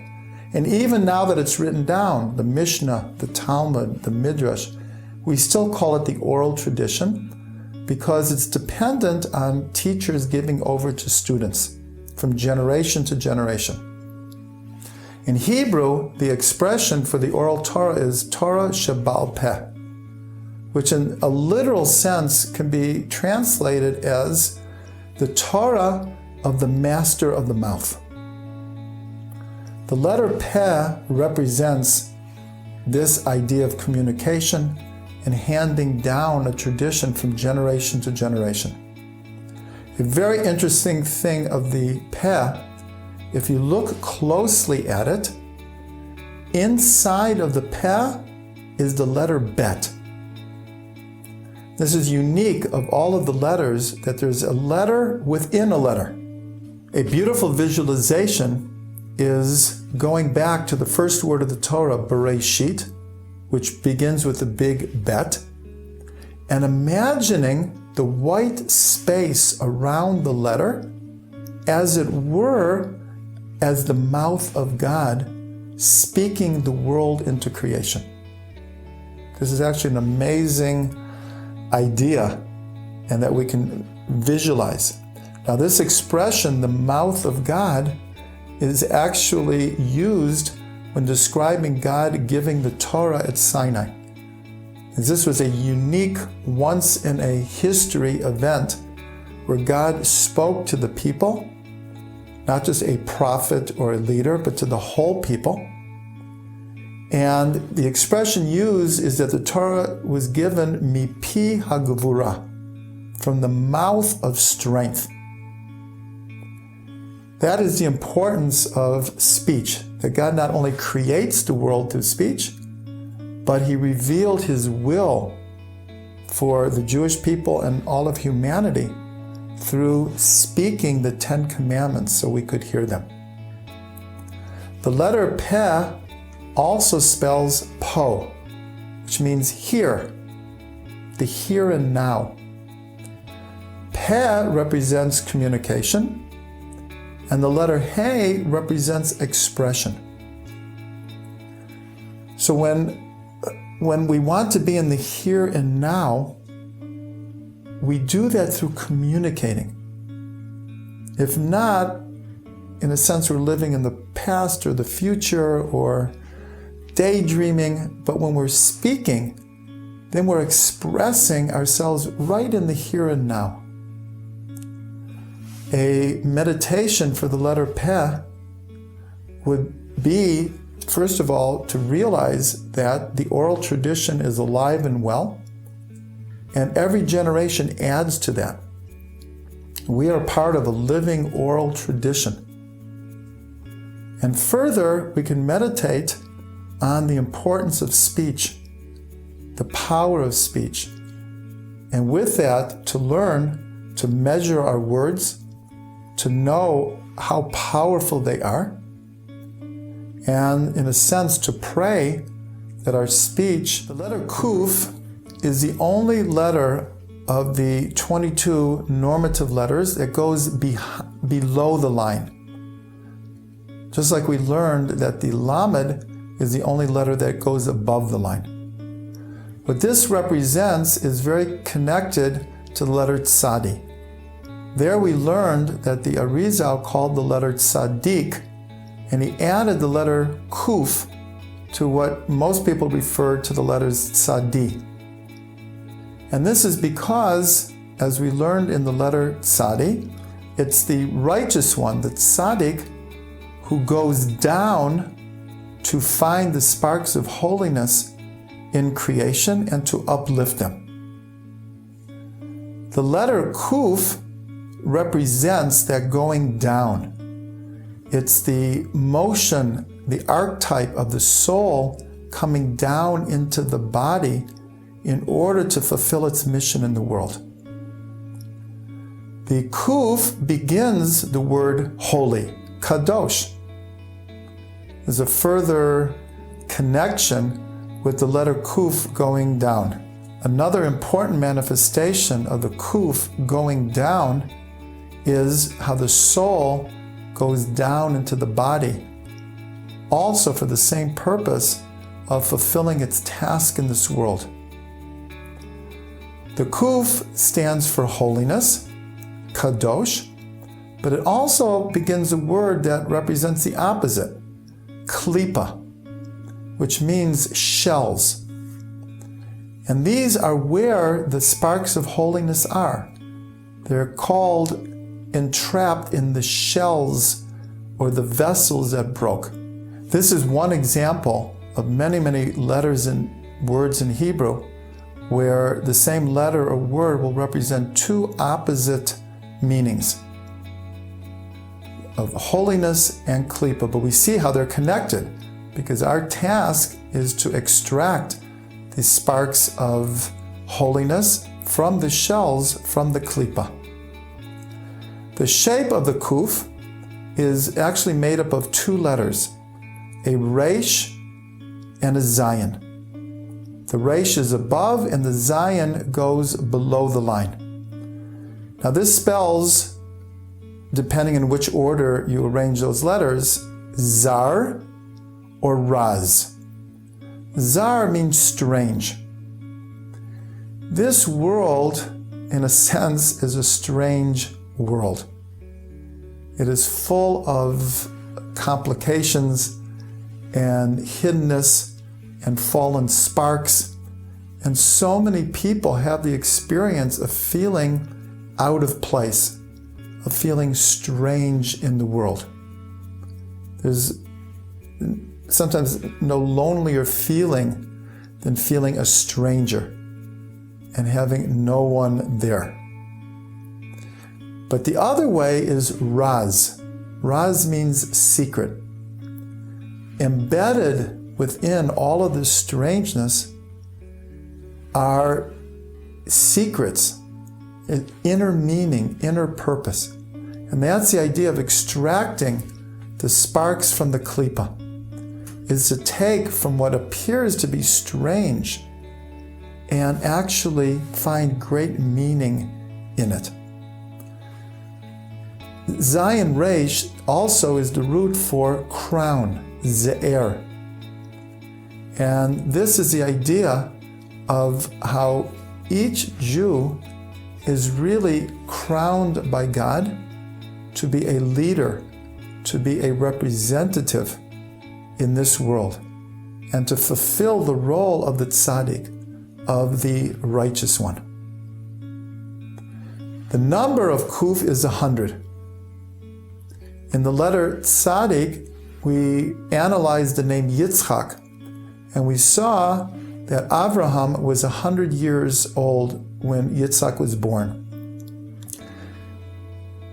We have mentioned in other letters that 10 times any number is very significant. 100 is 10 times 10. So we see that Avram had 10 tests, one of the greatest being that he did not have children. And when God first appears to Avram, he says to him, Lech lecha, go to yourself. Go out of your father's house and your birthplace and go to the land that I will show you. The two words Lech lecha equal 100, 50 and 50. So we see that Avram's greatest potential was having children. That's why he gave birth at 100, because his going to himself and finding and passing the 10 tests, 10 times 10, equals giving birth to Yitzhak at the age of 100. Later on, Yitzhak, when he grows, it says he went and he sowed the field and he harvested 100-fold. So here we see a full circle of going from Avram's deepest potential to giving birth to Yitzhak fulfilling his purpose as represented with the letter Kuf and the number 100. We can meditate on our purpose in the world of looking for hidden sparks, for taking the strangeness of this world and investing it with purpose and to fulfill our full potential, 10 times 10, to pass all of our tests and to give Reish is connected to the word Rosh, head, and has many connotations of beginning. The new year is called Rosh Hashanah, which literally means the head of the year. We see the first word in the Torah, Bereshit, means in the beginning, and the Reish of Bereshit is connected to the letter Reish. There is an expression in Torah, Reshit Chachma Yirat Hashem. The beginning of wisdom is the fear of God, or the awe of God. This is very connected to the shape of the Reish, which, as in other letters, is bent over. But here, the bending over is from the head. The head is bent over. The head represents intellect. So when we say Rosh, the head, we're talking about intellect. The Torah begins from wisdom. And in fact, one of the Aramaic translations of Bereshit, in the beginning, is translated, in the beginning God created with wisdom.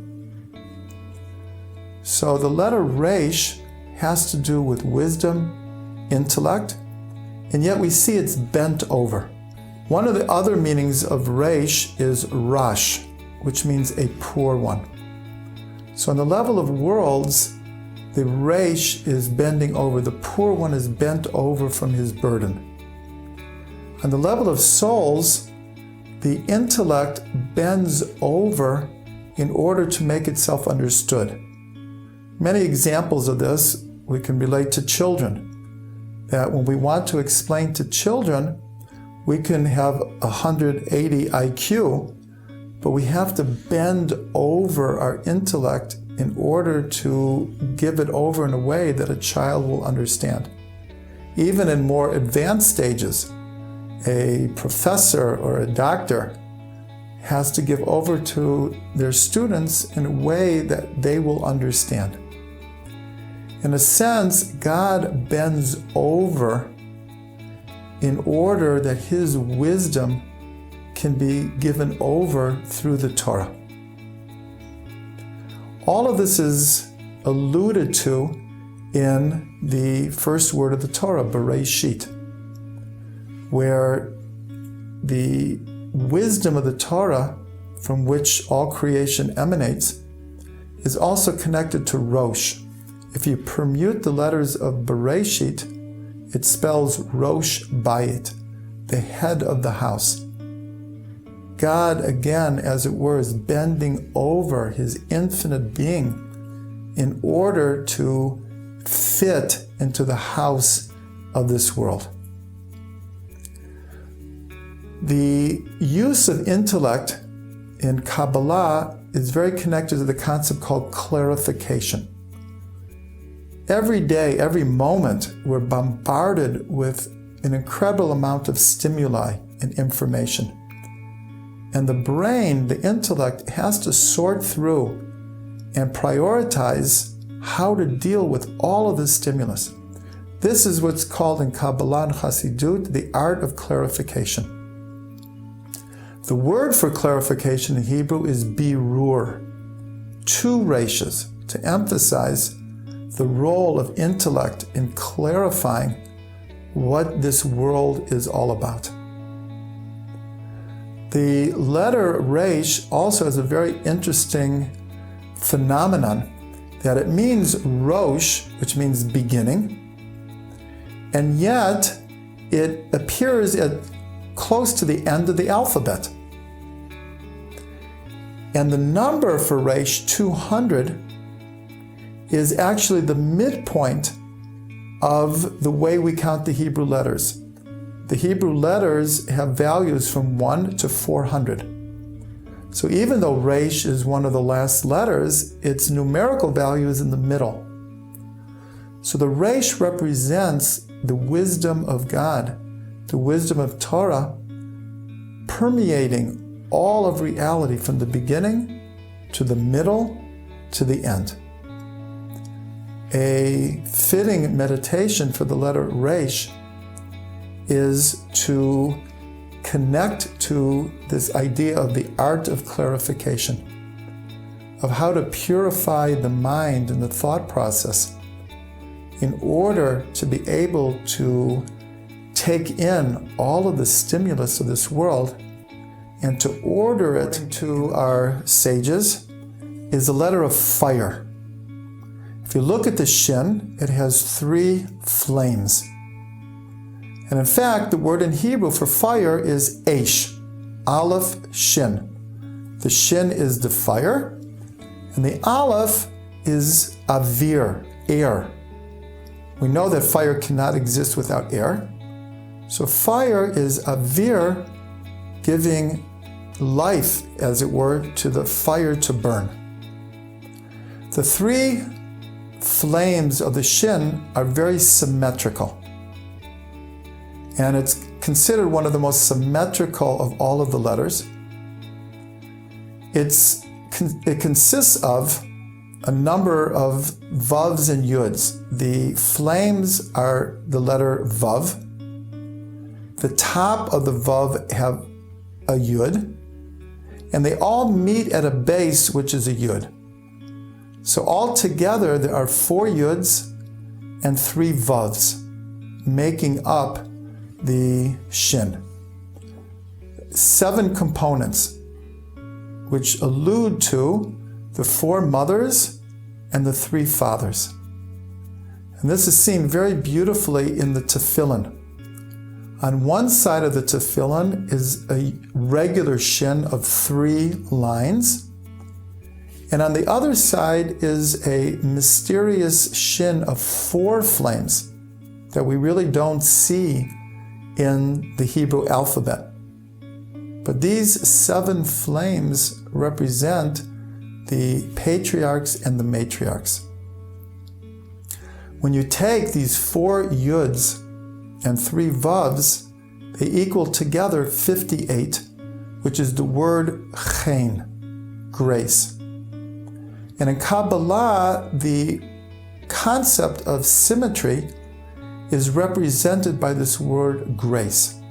When something finds grace in our eyes, it means we're in tune with it. Everything is in the right place and feels good, and we can relate to it. That is what grace is.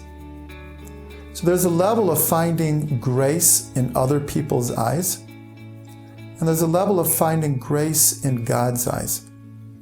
The first time the word chen appears in the Torah is when Noach found grace in God's eyes.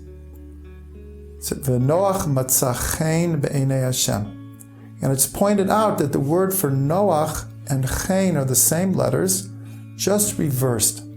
They're in symmetrical form.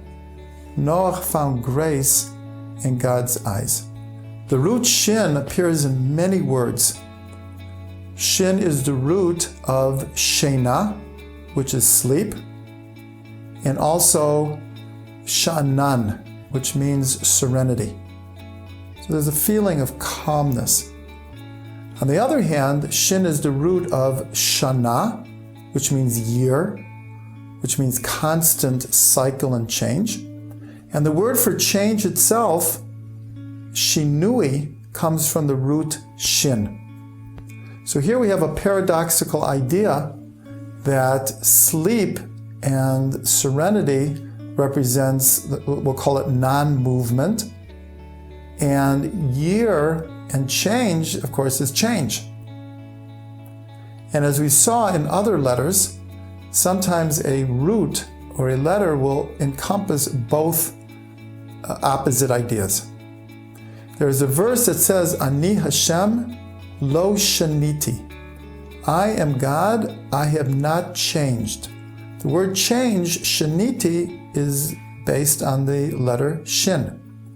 So we see a beautiful idea here is God is unmovable, is permanent. And yet, all change only comes through God's activity, God's agency. So I am God, I have not changed, really means God is the immovable force that moves everything. And this is the idea of the shin, which is fire. When you see a fire, it's always dancing, it's always moving, it's dynamic.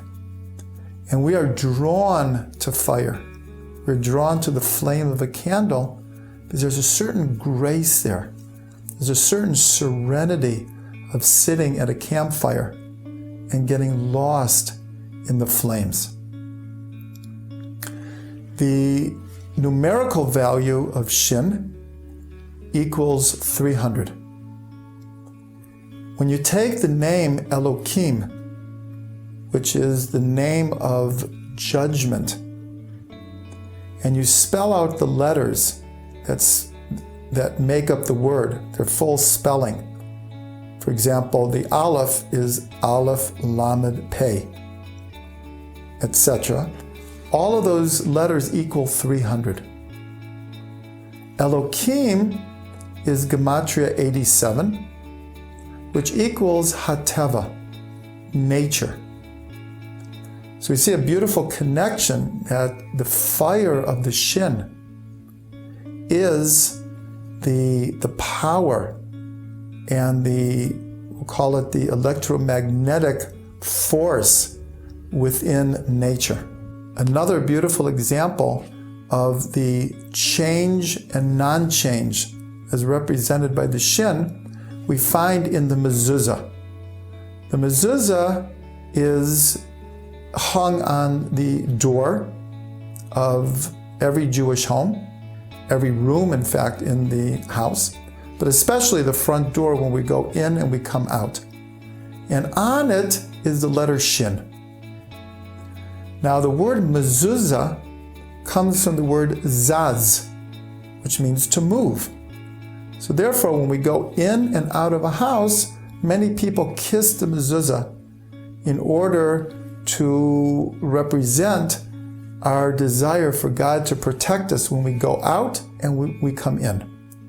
Yet paradoxically, when we put up a mezuzah, the blessing that we say is likvoa mezuzah, to put the mezuzah in a permanent, unmovable place. So in many of the letters, we have seen this idea of run and return. And we see this in the shape of the shin, and we see it in fire itself. Fire is always moving, it's running and returning. A meditation that can connect us to the letter shin is to connect to our inner fire, to connect to the fire of the soul that wants to express itself. wants to be close to other people, and wants to be close to God. Fittingly, it is described as the shape of a seal or a stamp, as would be befitting the last letter of the Hebrew letters. And also its meaning is a code or a note, a stamp or an impression. The sages tell us that God's stamp is emet, truth. The Alef is the first letter of the alphabet. The Mem is called the middle, and the Tav is the last letter. In other words, God's seal is His truth and His providence and His presence in every point of reality. The last letter of the first word of the Torah is a Tav, Bereshit, and the first three words, their last letters, spell out emet, truth. So we see at the very beginning of creation is God's impression of truth. And when we get to the seventh day of creation, Shabbat, the last three words, bara Elokim la'asot, that God made to do, spell out emet. So from the beginning of creation is God's stamp of emet, ending with the letter Tav, and the end of the creation itself of Shabbat ends la'asot, to do. In other letters, we have learned over and over again about the importance of rectification as a task of a Jew in this world. And here we see that the Tav represents God's point of truth and the impression left on the soul as it comes into the body in order to reveal God's truth in the world. The letter Tav is actually made up of two letters, a Daled and a Nun. These letters spell out Dan, one of the 12 tribes. Interestingly enough, Dan was the last of the tribes to march in the desert, and his task was to pick up lost articles. Just like the letter Tav is the last letter of the alphabet, Dan, the two letters that make up the Tav, they were the last to march, and they were cleaning up things that everyone had left behind, the impression of that which is left behind. Now, the idea of impression and stamp exists at every level of reality. In the world, we see fossils as an example of how previous historical eras are stamped into the physical reality around us. On the level of souls, we see the concept of reincarnation, how previous lifetimes are impressed and stamped into our life right now. And on the level of divinity, we see God's impression, as it were, God's fingerprints or fossils in every point of reality. Dan also spells out judgment. And judgment also exists on every level of reality. This world is full of judgments. When we leave this world, we're told that every soul is judged. And this is very connected to the word for death itself, which is met or mavet, ending with the letter Tav, because that is the end. But an end that is really a beginning. The soul is judged, and then through reincarnation is given another chance. And on the level of divinity, we're told that the two forces that permeate all reality, represented by God's four-letter name and by the name Elokim, is Chesed and Gevura, loving kindness and judgment, strength. So God's judgment, not in a negative way, But the laws of nature and the orderly working of the universe is an expression of God's strength and discipline and law and order. The letter Tav equals 400.